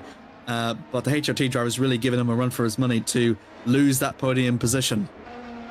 Yep, and this could be a very, very profitable day for HRT. 5th in the championship, 4 points behind Spark, and they're looking to pull ahead, maybe even catch up to TOP and Super Venturi a little bit by the end of this one here. So it's all very much in the balance. You can see Martin actually not a great exit from Milnek, and Martin, who pit a lap earlier, has actually kept the tires alive and is right behind him here. So Milnek has been pushing his tires in the dirty air behind Tyne. He could even find himself a little bit vulnerable. So it's a fight to get into second, but also to stay onto the podium for Maciej Milnek. Just looking here between Munia and Lalu, it hasn't really gone down much to Super Venturi's favor. So as it stands, Munia is going to stay in 6th position, which at least will give him more points than championship contender Grankfest to just about extend the gap between those two. But for Tom Stephens, it's definitely a drive worthy of praise, I must say, for the Englishman. Yep. I think this would put Stephens back into 3rd in the championship, but he would still be a fair way down on Moynier and Grankfist now as he starts the penultimate lap. There is Jorge Marquez leaving the pits. So he's gone for soft tyres in the closing stages, as have Chris Shepherd as well ahead of him. So I'll put Marquez a lap down, of course, but I think he's not really scored too many points this season. I think he's just got just a 1 to his name. No, he scored 2 points, hasn't he? 1 at Silverstone and 1 at Nürburgring as well. So it's not been the easiest time, but he has hung in there. Doing very, very well. Robin Mulling and Daniel Scott looking to take what would be a double finish for Stax. They're first of the season, if I'm not mistaken. I don't think... Oh, no, I think they're second of the season. They did actually finish the first 2 races of the season, both Stax, but they were outside the top 20 then. So this is still looking to be their best result of the season, 19th and 24th in terms of getting both cars to the checkered flag, as we see Xavi Ross losing out there to the sole remaining Road to Formula of Thomas Vax. So Vax splits the Adonises, and now Panzar is next on the hit list, but he's only got another lap if he wants to finish in the top 10 here. So Road to Formula very badly need these points. They're in 7th in the championship at the moment, And look at this. It's a snake here. Yartan has got back up to P2 down the main straight. And Rot is in trouble here. He goes wide. Milner goes up the inside. Has Rot run out of tyres, or is he low on fuel here as he's weaving all over the place? Milnek up to third. Round the outside goes Martin. Martin going for the podium here, and he locks wheels with Maciej Milnek, but he's got the inside into turn 3, and he's nearly squished in the sandwich. Moynier is coming back at him as well. Rot surely is out of fuel here and just trying to run on embers to get to the checkered flag, and Moynier could get an extra point out of this as it's all kicking up behind. Van gets up to 10th, by the way, and Moynier knows there's a chance to get back into 5th here and pull another point away from Jan Grankvist. And Yartine will be absolutely stagged with it. It means that THR is back to 1-2 contention. And Luna goes a bit sideways, and that will lose his pressure onto Rurelt as going for the 3rd sector. Tom Stevens will come up through the final corner, I believe, just about. Yeah, there we go. Marquez is still going to be lapped down. Not quite going to unlap himself before Stevens finishes the race. Stevens comes towards the line and he wins the Hungarian Grand Prix. His 2nd win of the season for the British driver. And it's a 1-2 for THR, who reassert their control in the team's championship. Milnek takes another podium to finish 3rd. And that is Martin in 4th. Rilt with that late issue. We didn't see quite what it was. I think he just had a horrible exit actually from the final corner. And that meant he went down from 2nd to 5th on the final lap. Moynier hangs in there in 6th. Grankvist is re-given 7th position by his teammate Lalu. So it was a valiant effort from Super Ventura, who get both cars home in the top 8. Simon Frelich is 9th, and Vac rounds out the top 10 with Panzer, Poom, Fischer, Ross, and Kilk stealing the final point from Mike Quint actually at the end there. So I did say it was unlikely that Red Archer were going to get any points today. And Rai Kilk, the Estonian, not for the first time this season, proving me wrong. But there we go. THR, they're exactly where they would want to be. And I believe, is this THR's first win at the Hungaroring? To my knowledge, it is. Yeah, absolutely. 2nd 1-2 of the season for FTR. That was a bit of a glitch that we've seen from... Is this how Kilk got into 15th past... And I think it wasn't only Rud that was struggling at the end there, because you saw Krop had to pull right off to let Kilk through there into the first corner. Yeah, it's not been a very good day for either of them, especially for the positions where they were as they stand. But that's the thing about the Hungaroring. It's very dramatic when you least expect it. And honestly, when it thought seemed to be a done deal for HRT to get a double podium, it turned its way for THR. And they'll be extremely happy for a 1-2 to the bricks. It's their 2nd this season. First time that they had one was back over in Jeddah, and replicating the successes there. Tom Stevens, another fantastic win to add to his ever so glorious Super League career. Yep, certainly, and one that puts him right back in the mix in the Drivers' Championship on a tough day for Moynier and Grankvist. But there we go, confirmation of the final results. Tom Stevens and Yartan do make it a THR 1-2, with Stevens snatching a lead halfway through the race and Tyne having that dramatic finish to retake 2nd position. Maciej Milnek has to be content with 3rd after losing that position to Tyne with some backmarker interference over the collision with Xavi Ross. Will Tyne and Milnek's collisions come back to haunt them at the end of this one? Carlos Martin profits from Rod's late drama to finish P4 for TOP, which is good news for them. Moynier, meanwhile, having started on pole position, disappointing final stint, very Charles Leclerc-esque, wasn't it? Dropping down to 6th with Jan Grankvist and Jukabega Lalu making it Super Venturi 7th and 8th, one of their best team results of the season, but sadly for Grankvist, a drive-through halt limits his score. Frelich, after some drama, got back up to P9 with Thomas Vac, some late moves, climbing him back into the top 10. In 11th position was Robin Pansar, and followed by the 2 AK heroes of Hygo Poom and Dylan Fisher on the 4 stop. Xavi Ross takes his first 2 points of his Super League career in 14th, with Rai Kilk unexpectedly right at the death, taking the final point playing position in 15th. In 16th and 17th were the 2 Fraser Tartans of Mike Quint and Moritz Kropp. An unlucky day for them, but crop was used tactically to ensure Jarl Tyne could take that second position. Jesse Lattinen, in his first appearance, gets home in 18th, with Robin Mulling getting his first finish in 19th. Then it's Jeffrey Fournier, a disappointing 20th. His alternate strategy for the second race in a row backfiring badly. Chris Shepherd was 21st after starting from the back of the grid and being knocked around by Jarl Tyne, it must be said. Stein Hangraf got home in 22nd. He expected to be a back marker. He stayed on the lead lap, so moving chicane he was very much not. Jorge Martinez, 23rd, and Daniel Scott was our final finisher, also getting his first finish in Super League in 24th for the Scotsman. Sadly, not getting to the end were both valets of Machete and Fletcher, who spun out. And it's a similar story for both Edge Esports drivers, Mark Schluter and Pascal Polens, having races to forget, along with Alex Laho and Aaron Vasquez, despite that fantastic qualifying.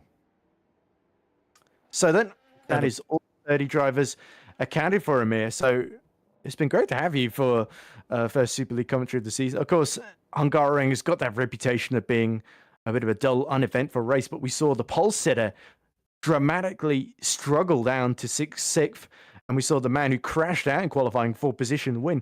Why is it every time THR crash out in qualifying, that driver ends up winning the race? It seems to be a theme, because Tyne did it in Saudi Arabia. They got a 1-2.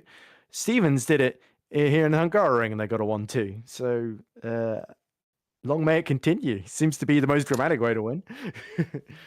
I know, absolutely. And you got to give credit to Tom Stevens that even though he crashed through a illustrious turn 4, it did not back him down whatsoever. Like, he could have been extremely cautious for it. But the same thing that we've seen with Jan Grankvist as well, having to spend the pit lane, they still give it their all at the end of the day.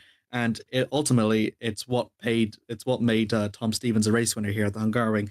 And, you know, as you mentioned before, Hungarian brings dull races. I wouldn't really say that. I think it's just a unique style of racing that no other track can compare to. And in the Hungarian, it's really dramatic when you least expect it, as I said before, and this race here is another case for that. So I'm very excited. I was very, very happy to be on the commentary booth with you, Edward, and honestly, I could not have think of a better race to have joined you alongside with, and you've been phenomenal. Oh, thanks. Oh, cheers. Well, one thing I would say, I didn't quite say it was boring. I said it has a reputation for delivering boring races, but I think it's a combination of, it's very high on tyre wear, unlike Monaco, but it is very difficult to overtake. There are a couple of corners. It's a little bit wider than Monaco in places.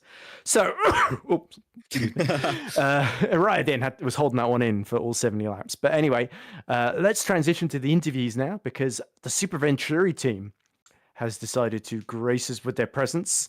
And it's the revitalized lineup, of course, of Jan Grankvist and Jukka-Pekka Laulu. So I'm going to drag both of them in, Amir, and we can hear what they have to say about their race, because pretty dramatic for the pair of them, it must be said. Very good race for Laulu, slightly disappointing one for Jan overall, I think. And I can't drag them in. I don't seem to have permissions anymore. I don't know why. There we go. Well, lucky for me, somebody else who's listening does have permission. Hey. So we're now joined. Oh, thanks, Amir. I don't know why I've been taken away and you've been given them. Seems a bit unfair, given them the lead commentator. Anyway, I'm not going to let that distract me. Hopefully we can transition to the interview screen on stream as well, Remco. And now I can finally address our two Super Venturi drivers. So let's be joined now by 6th place finisher Jan Grankvist and 7th place finisher. It's the other way around.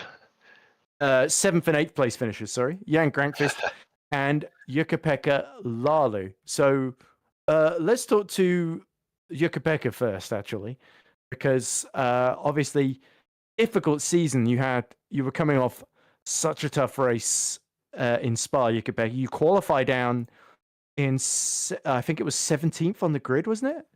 Yes. And then you put together a monster of a race, really. 17 laps on the hard tyre in that opening stint, and you were really able to get them to last and make the free stop work for you. Qualifying, ironically, outside the top 15, really opened things up for you strategically, and you took absolute full advantage of that and worked incredibly well together with your teammate to get both cars home in the top 8 there. And you put on some pretty impressive moves in the process too. Yeah, I mean, it's no secret. This has been very difficult season. Things have not gone as a planned, to be honest, and a lot of other issues as well affecting multiple things. But yeah, I mean, the thing was that for the day, like, I just wanted to try to have some fun. So obviously, I did my best on qualifying. Actually, did my PP, I think, as well, but it just wasn't enough more than P17. Although I knew already that the softs aren't good tire, so I wasn't too disappointed for that. And actually, the funny thing is, my plan was to do a four-stopper even on the race.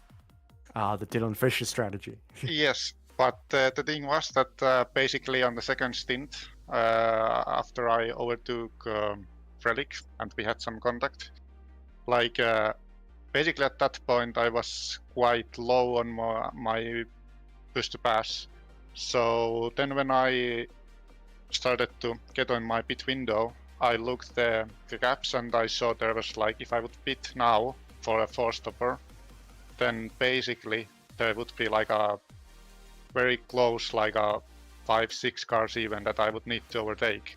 So basically I made a decision that, yeah, that's not going to work. I need to overtake way too many cars, considering how many seconds I have left for push to pass. So I decided to take a switch for three-stopper and take the pain for extending the stints for 3-4 laps even. And yeah, I made it work, but it was not very fun after that. But first 30 laps or so, actually very enjoyable. Oh, that's lovely to hear, because you certainly deserve to have some fun this season, and Hungary being so hard on tyres enable you to really shine and remind us why you are belong in Super League. And I think it's absolutely justified to say that. And on top of that, you were a very, very good team player at the end. You and Jan working incredibly well. Jan let you through to try and challenge for the top 6.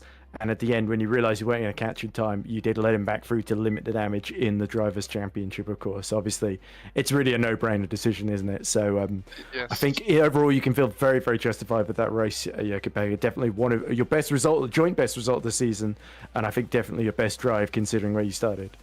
Yeah, I mean, the plan, obviously, after we were quite close together on track with Jan, we just wanted to basically get to the end as fast as possible, and for me personally, the plan was always that I will give the position back for Jan at the end. He needs the points more than what I do, so really, as you said, no-brainer there. All right, well, thank you very much for talking to us, Yuki-Pekka. Let's move on to Jan, who is also with us now. So, welcome back to Super League, Jan. We did miss you while you were away. Obviously, a frustrating race in a way. You qualify in the top 3. You are well in the mix, but things start going wrong even before the penalty because you get essentially undercut by Stefan Ruhl at the first pit stop. And that it's difficult to say how things would have played out had the drive-through penalty not happened, but the fact is it did happen. And you limited the damage about as well as you could have by getting back into P7 with some good overtakes and getting the tyre life to work for you. So obviously, mixed emotions. You lose a little bit of ground in the championship, but Super Venturi at least get a decent score in the team's championship. And it was a good team race, if not a good race for you as an individual. Yeah, thank you for the welcome back. It's good to be back. But as you can probably hear a little bit, I'm still recovering from the flu or whatever I've got. So it's yeah, I really wasn't in the condition to to practice first of all for the last few days. So my only practice actually came in yesterday, and they were all quali laps. And then once I hit an 11, I was like, I'm done. And then today I slept all the way until 1 hour before the race because I woke up quite early and I was tired from all the other chores. So I came in a bit more with a mindset of I'll just quali well, follow the others, and try and survive. And I mean, it could have worked out. So I'm glad that I was able to show even that much pace today. So no hard feelings. And to be honest, I'm also quite happy seeing Lalu actually enjoy GPV once again.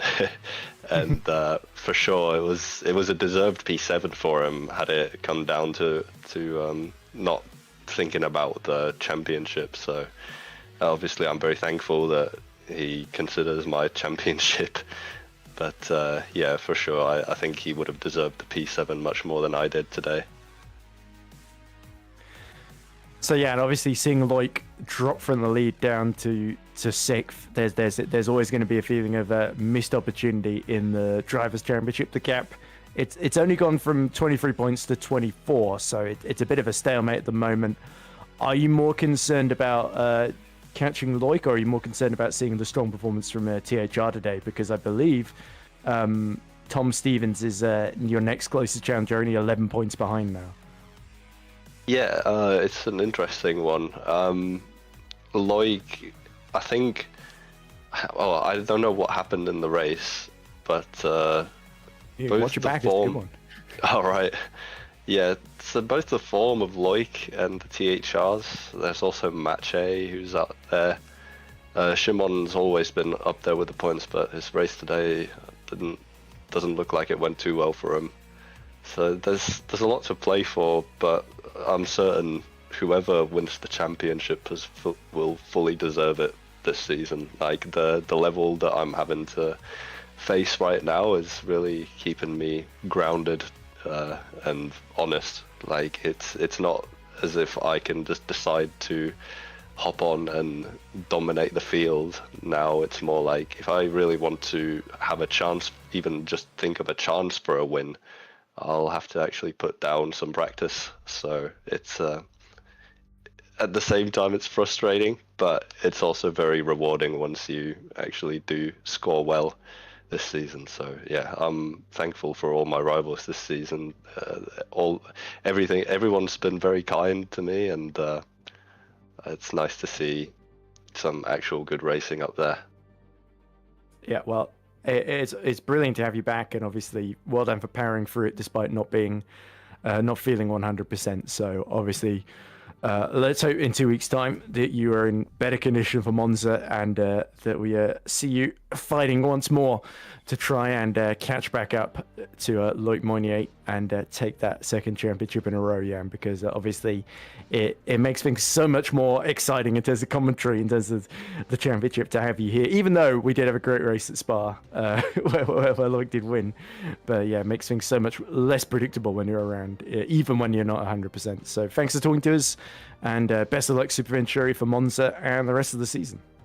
Thank you very much. Although I also have to extend my thanks, since this is my first time back. I also have to thank Jake Denahan for piloting my car to race win. So that was great. He's the winner. He's the reason that Loic isn't 7 more points ahead of you. So. Yeah, absolutely. So then, as we allow Super Venturi to leave the commentary box, let's move very swiftly on to the other garage right next to them in the pit lane. That is, of course, the team that ended up dominating today. That's Toby Davis and the THR squad. So let's drag them in and hear their thoughts. I do seem to have been finally given drag back in permissions, which is good to see. So it was only the Super Venturi drivers I couldn't drag in myself. So we're now joined by principal of THR, Tom Stevens, race winner for the second time this season, and his teammate Jarl Tyne, who was the runner-up in dramatic circumstances at the end. Let's start with you, Tom. Obviously, qualify P4 on the grid after crashing. I did say at the end of the race, it seems to be a bit of a habit. Whichever THR crashes out at the end of qualifying is going to inevitably lead a 1-2 come the race, because the same thing happened in Jeddah earlier in the season. Yeah, it was obviously starting fourth on the grid. It was a very, very strong race where you were able to strategically get your way past the, I think it was Milnek that you got rid of quite early on. Jan sped in the pits, and then you made an amazing move on Loic Mounier through the first sector where you were able to go around the outside at turn 4, which you definitely do not see every day. And Loic actually very well not hit the back of you, but it really turned into quite an exceptional race from you, Tom, and you must feel very, very proud of that performance because you were blisteringly quick out there and very good on the tyres. Yeah, thanks, Ed. Yeah, I'm really happy with that result today, and it all kind of hinged on actually getting a successful quali for once, because that's an area where I've been struggling lately. So to start P4 in itself, I was pretty excited because I knew the race pace was going to be strong. And then off the start, just managed to have the toe into turn 1. It was as simple as that. I was 3 wide with Mache and Jan, and then just managed to get it ahead. Then I was in P2, and for me, that was the absolute perfect position to set up the rest of my race, as long as I could hang into Loic's DRS. And that's what I did. I pitted. In the first hard stint, I noticed, his pace is a bit off compared to what I could potentially do. But I just thought to sit there and then see if there'd be an opportunity come up later on. And the stint afterwards, I saw, I can't remember who it was, but there was 2 cars that hadn't pitted or they're out of sync. And I thought, right, this is my chance. So went for it, done my push to pass, got ahead of Loic. It was a bit of a risky move, but yeah, I'm pretty proud of it. I think it was a risky move, but managed to get ahead. And then from that moment onwards, just tried to create a gap and then just manage my own race. And yeah, everything kind of came together. So happy with that one. And I got to say, huge thanks to Yo for this one. He put in so much time and effort after what could have been a fantastic Spa round, and in the end it's turned into a fantastic Hungary round. So big thanks for Yo, huge effort from him in preparation for this one, and thanks to Toby as well. The strategy was just on point today, so yeah, big thanks to everyone back at THRFTR. Yeah, certainly you shocked us by flying quite literally at Spa, and then you flew in a much more positive sense today. So Tom, great to have you back on top. I think you are 3rd in the championship in the drivers now, about 11 points behind Jan. That's what missing 2 races does to a championship leader. But yeah, so there's every chance you could get involved in that, as well as obviously the big advantage you guys have got in the teams championship now. So yeah, it's been an up and down season, but you guys have certainly continue to surprise us by putting in some heroics out there, and you provide a fantastic example of that today, Tom. So thanks for talking to us, and enjoy that 2nd winners trophy of the season. Thank you very much. So let's move on to Jarl then. Obviously a slightly trickier qualifying for you, Jarl. You at least kept out of the barriers, but I think you started down in 8th, was it? Oh, 7th, sorry, on the grid, if memory serves. Yeah, yes. And you looked to make a really good getaway off the line, I remember. And then you sort of got caught up in the pack in that first stint. And there was an incident with Chris Shepherd, where Shepherd got a very slow run of the chicane. You went sort of up the inside. Unfortunately, the door sort of shut, and Shepherd ended up being spun around after contact with you. And obviously that was, I know, frustrating for you, because obviously you were being stuck behind the train. You needed to make progress quickly. But thereafter, you kind of drove like a man possessed, caught up to the lead pack, and had a great battle with the 2 HRTs. And right at the end, I think Stefan Rural, who was holding you, who got fired at the start of the 2nd stint, really seemed to, I think he was running out of fuel or tires at the end of that final lap, on that final lap. And you were able to just get up the inside into turn 1 and make it a THR 1-2. So obviously a tough drive. You had so many cars you need to pass, but somehow you're able to think your way and fight your way through the field. It was a really being attacked on all fronts and still coming out on top drive for you. Yeah, absolutely. I'm exhausted after being a little bit ill before the race as well, and yeah, I don't think from P8 at Hungary, I don't think P2 is anything to be disappointed by, and especially when the only man to beat you is your teammate. I don't think we can hope for more, to be honest. But yeah, I was very happy with everything that happened the entire race. Apparently, we were kind of at the mercy of whoever were in front of you, if they were similar tires to you, and you needed quite a big overlap in tires for you to be able to make, pretty obvious mistake from the guy in front for you to get the overtake. And yeah, the first and second stint was just managing tires, waiting for a moment to pit. If you want to go one up early, one up later, it didn't really matter because I knew we had the pace anyway. So pit a lap earlier, we would probably have better tires at the end anyway for the next stint, and pit a lap later, and we'll have a bigger overlap of tires to get an easy overtake. So we did the right choice the first. Well, actually, all pit stops really. But yeah, the one with Chris, I think it was really unfortunate. I don't think he saw me. It was a legal, but yeah, it was a surprising move for him, I guess. But it was technically legal by the rules, and yeah, very unfortunate for him to take the brunt of it. But yeah, after that, yeah, like you said, I was just put head down and just saw the gap to the leaders come down and down and down. And then for the final stop, I was a little bit unlucky with the traffic, which made my life really hard with both HRTs kind of sandwiching me, with one having much fresher tires directly behind me, and the other one with one lap fresher tires in front of me. And the fact that he overtook me wasn't the end of the world, because then I could kind of manage tires once again, and I was barely hanging on to DRS, kind of intentionally, but also I had to push quite a bit to be able to keep up. But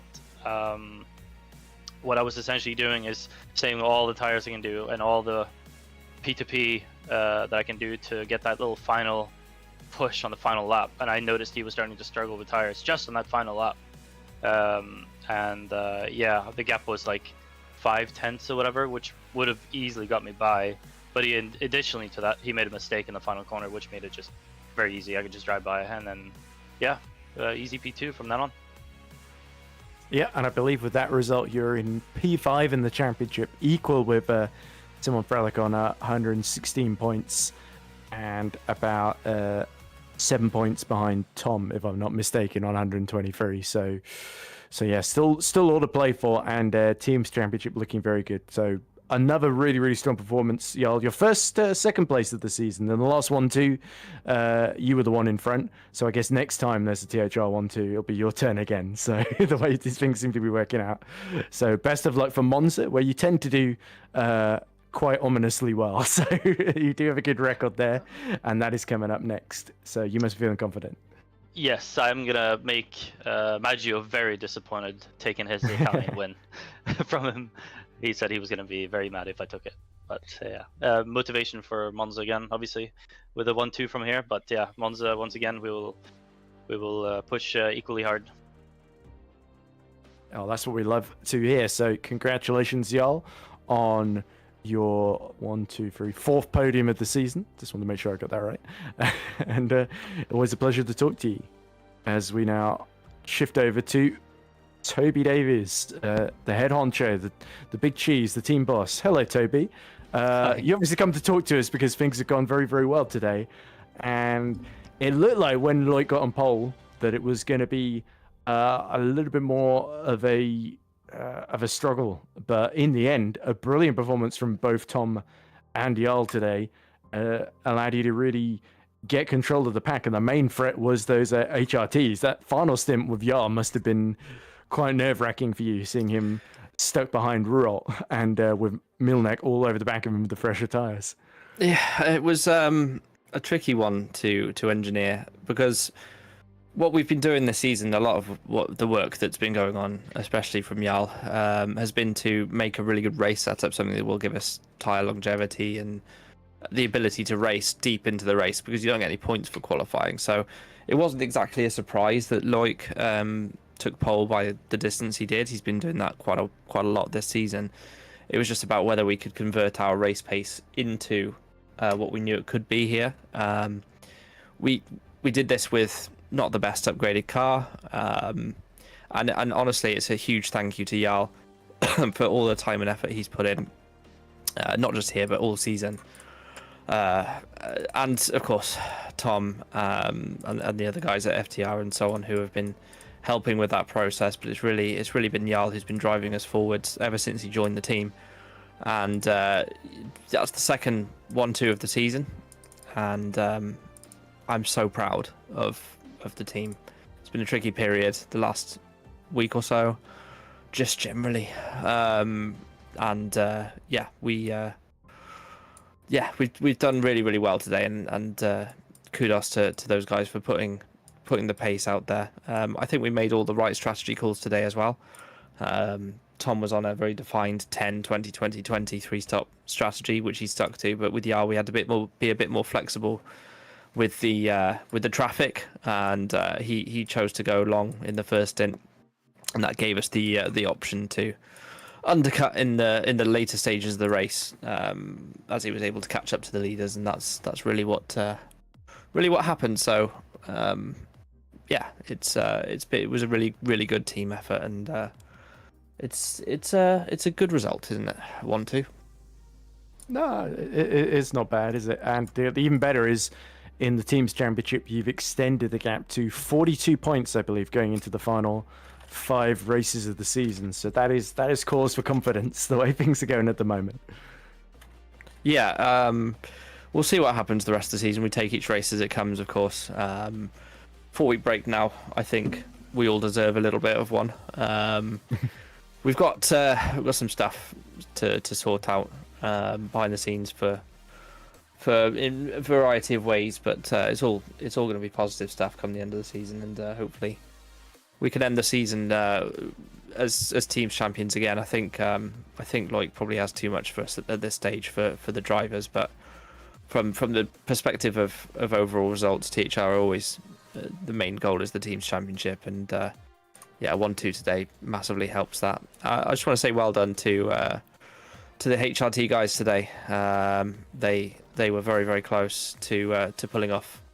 But it could have been a 1-2 on another day, and they also were pretty clean and fair today. So well done to those guys, and they nearly managed to make it so that Jarl couldn't get P2 today with their strat in the last couple of laps, trying to get Jarl to overtake Ruo and then potentially repass him. I think that was the plan, but we managed to just about avoid that one. So well done to those guys, and I don't know what we're going to do about Loic in qualifying. He is quick.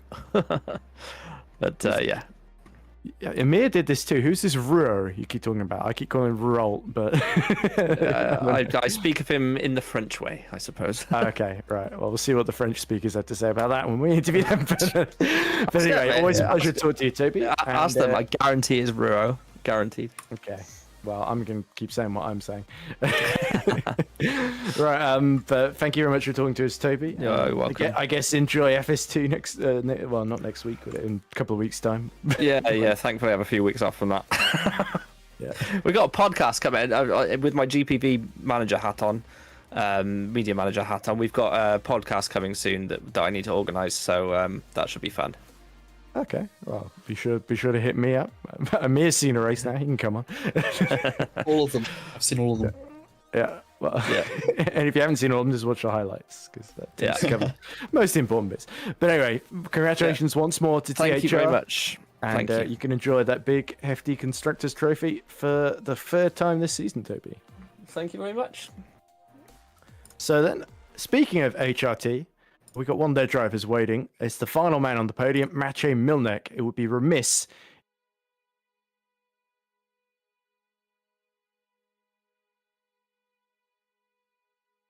Sorry, that was my fault. Yeah, I clicked on him and then it dragged me into the interview.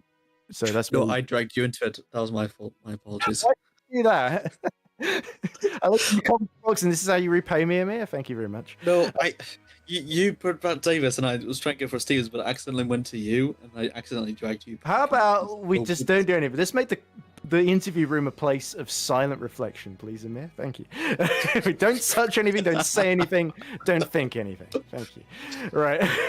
So we're now joined by Maciej Milnek, who joins us from Poland for HRT after getting his 3rd podium of the season, I believe. Yes, okay. 1st in Indianapolis, 2nd in Canada, and he completes the collection with 3rd at the Hungaroring. So, Maciej, it was an interesting race today. HRT tried to play things strategically, using your teammate Stefan Rolt to get a big undercut, and he was able to run in 2nd in the closing stages. Unfortunately, Stefan seemed to hit issues late on. He'd promote you to 3rd, but stopped the team from getting a better team result. So a bit of a mixed day, but nonetheless a strong performance from you. Yeah, we didn't play it correctly team-wise, I think. But yeah, we could have had P2, P4, but P3, P5 at the moment.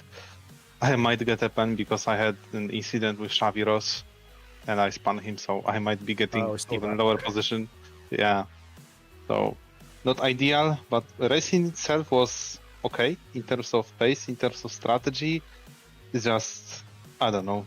I think going with overcuts wasn't the best idea, and the tire advantage that I had wasn't as noticeable as it should have been to go for moves that I needed to do. So yeah, P3 on the road is on paper fine, but I'm not happy, and I think it could have been more, but well.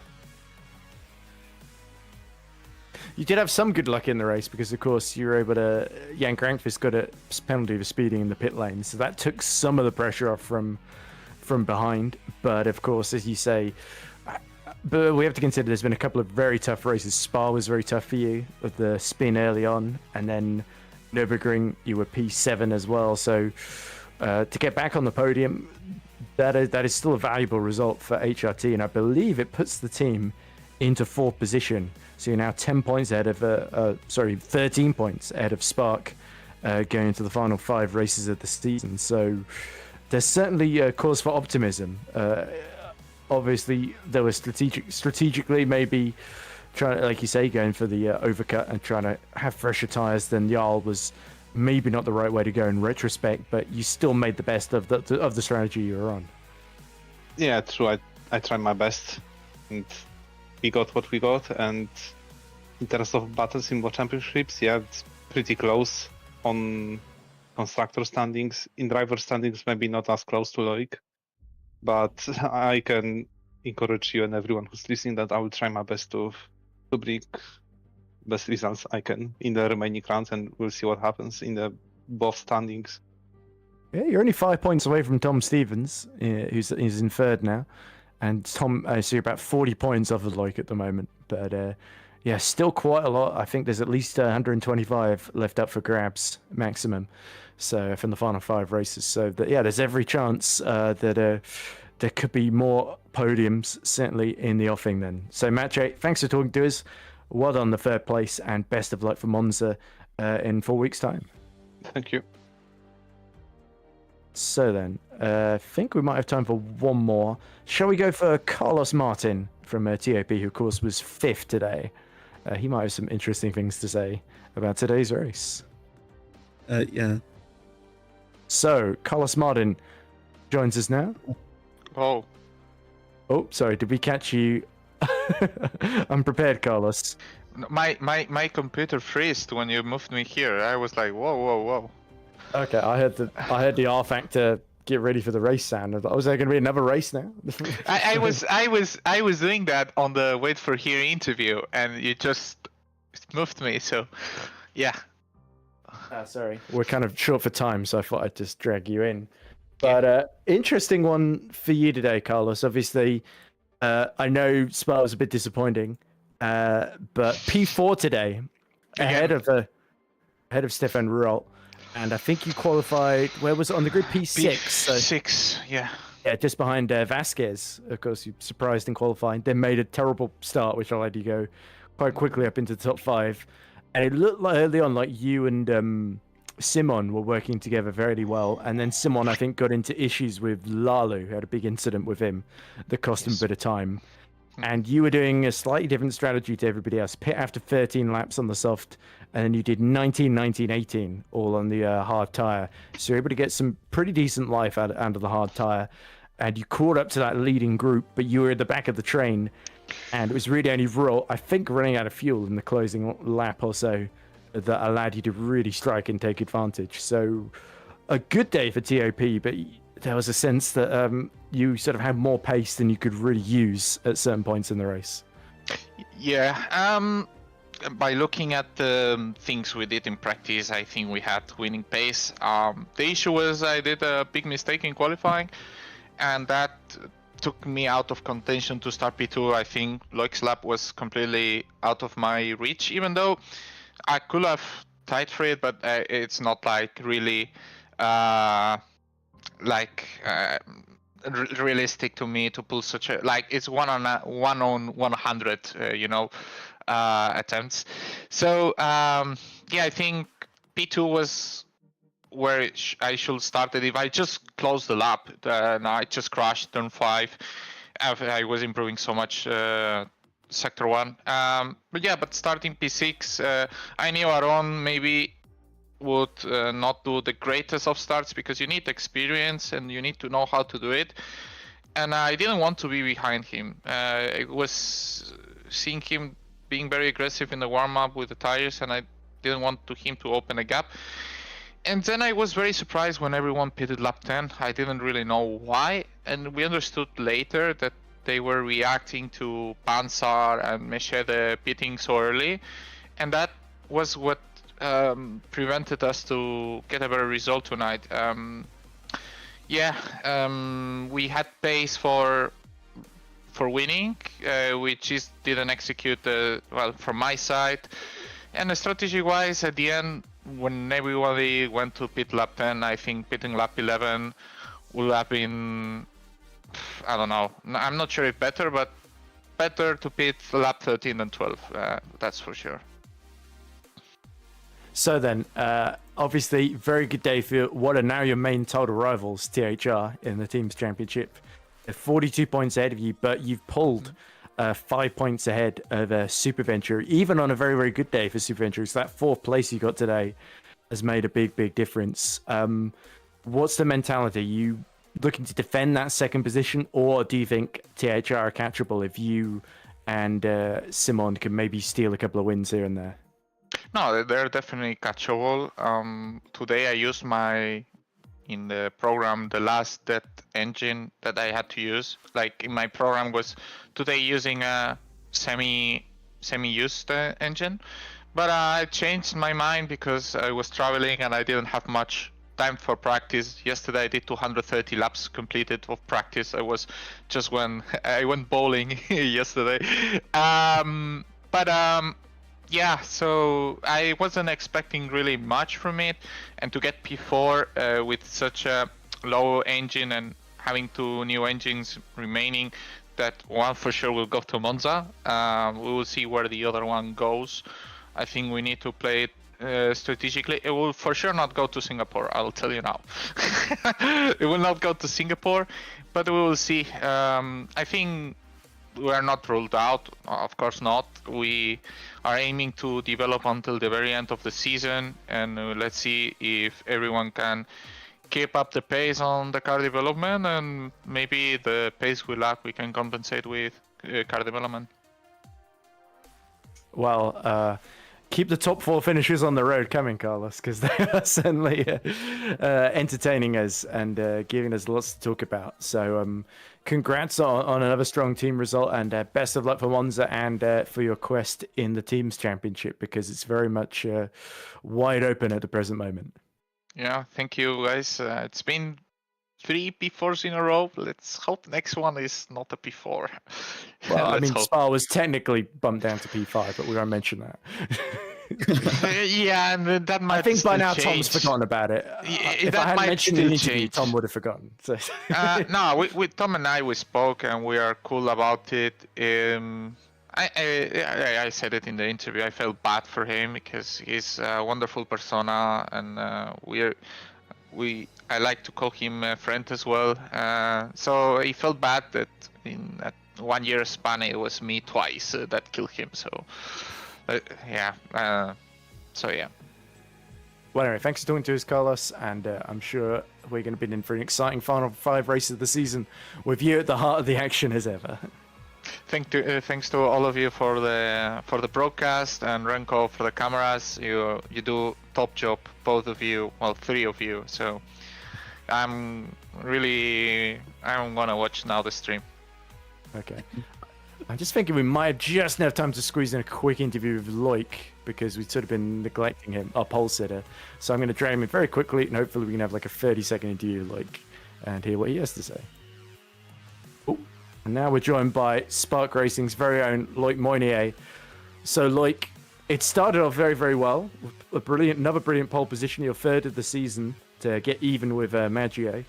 But then, after a couple of strong first stints, you really started to struggle, especially in the traffic. And that was when Tom Stevens made a pretty unexpected move on you. You did very well not to hit the back of him, actually, through turn 5. But obviously, from then on, you were really on the back foot. Was it just tyre wear that went against you today, Loic? Thank you for having me. Well, I was a qualifying merchant for this racetrack because I didn't expect anything to happen. One of the worst tracks we could ever possibly pick, in my personal opinion. No, I just think Stevens had better. Well, tire wear was the problem, kind of. I couldn't get as much tires as him. I could see him in mirrors much closer than he needed to be. That was hitting me that either he was burning his tires for a 4-stop or he was just genuinely quicker. And I did my best to hold him for I don't know how many laps I did. But once he was by, that was it. And you could have very slim chances of getting back again or getting the fight again. I just went on autopilot, put my arm to the window and waited for the checkered, because if I started as high as I could, obviously from pole is very big help, but when you don't prepare your race and the track doesn't help the racing, it's just either a long experience or a snooze fest, and for me today was both. Loic, how relieved did you feel when you saw that Jan Grankvist got a penalty for speeding in the pit lane? Because obviously there was maybe a worry at one point that it was going to be tough to hold on to the lead in the championship, but now you've actually extended it by a point because Grankvist was only able to get back up to P7. So is there a sense of relief that you go into the final 5 races this season with that 24-point advantage? Everybody seems to think that we've talked to anyway, apart from maybe Jan himself and maybe Tom Stevens, that it's going to be difficult to beat you. And people are placing their bets and they're betting Moynier, even after today didn't go quite to plan. I appreciate the confidence you guys have in me. Thank you. I clocked it only around the final stop. I was counting the cars passing by me, and there's one missing. Where's Jan? It's a Super Venture, yeah. And I was told he had a speeding pen, and he was relieved back to the top of the midfield with the others. So that was a relief on the moment, and I wouldn't say that cemented my position on the race to get off the throttle a little bit. It's just cool. One less problem to worry about today. Exactly. So I think that's about all we've really got time for, Loic. But thank you very much. I know it was a tough day today, but thanks for talking to us again. And 5 races to go. I think everybody is on tenterhooks, waiting to see how this championship turns out, whether you're going to hold on, whether Jan catches, or whether the THRs are just going to 1-2 every other race now and the rest of the season. It could be very, very unpredictable. And yeah, you certainly... there's certainly a lot of people cheering you on, which is great to see. Not least myself, because I have to cheer everybody on, even the people at the very back of the grid. Hey, cheers those guys too. They have it the worst. Yeah. A lot of people got their first Super League finish today. Let's not forget that. Robin Mulling, Daniel Scott, what's his name? Aaron. Aaron crashed out. Aaron did a good qualifying. He did. Pretty good qualifying. He's getting there. Driver I'm thinking of is Xavi Rossicos, who got 2 points for 14th, which was his first points. And Lalo had a very good race today to P8, which was his joint best result of the season. Unlike, was it Indianapolis where he just beat you, wasn't it, Lalo? So he sort of I think just about. Yeah. Well, we won't remind you of that. Because you already that was my fault, so it was fine. All right. I get it. Thank you very much for talking to us, Loic, and best of luck for the final 5 races of the season. Thank you. Please replace Hungary with a French track. You can talk me out now. It's out of my hands. So let's put Jan back in the on the naughty step, otherwise known as the waiting room. And now Amir, Oates, we can end the broadcast finally after interviewing pretty much most of the top 10 and a team principal as well. Final thoughts from you, Amir. Very, very strong day for THR. Tough day for Alex Lowe, obviously, and for Aaron as well, for not quite getting it to the end. But yeah, HRT really took the fight to them today. Bad luck for Jan and for Loic as well, having a tough race with clearly the setup not quite playing to his strengths in the race. So very mixed up from what we expected going in.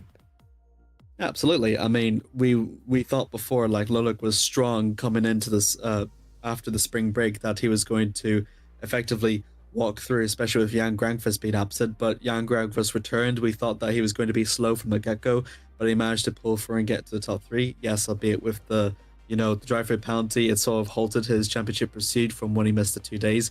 Loic Meunier still did pretty well, despite, the tire disadvantage that he had, the lack of pace that he had. But I think it's good news heading into the break whenever we have a different race winner. We've seen Tom Stevens get his second win of the season, and a new team, well, another team in THR, getting another win as well as a team and extending their constructor standings. And the good thing is, all that momentum now is on halt because we're going for a very short break, and then we return back to a track that's almost completely the opposite, I said before, to Hungarian, which requires a lot more downforce than the others. Teams are going to now set up in a completely very different way for Monza, and that's going to be very, very interesting to witness because they'll have this time, the summer break, tried to rejuvenate, tried to come up with a new game plan, and with the upcoming tracks that we have in the calendar, it's going to be a very exciting dash to the finish, I must say. Yep, so as I say, that's in 4 weeks' time. On the 11th of September will be the next round 12 of the championship at Monza in Super League. But we, of course, will have, I think, Formula Sprint 2, Formula Sprint 1, Academy, Super Lights, and Super League. Well, this is Super League. The other four taking place in between.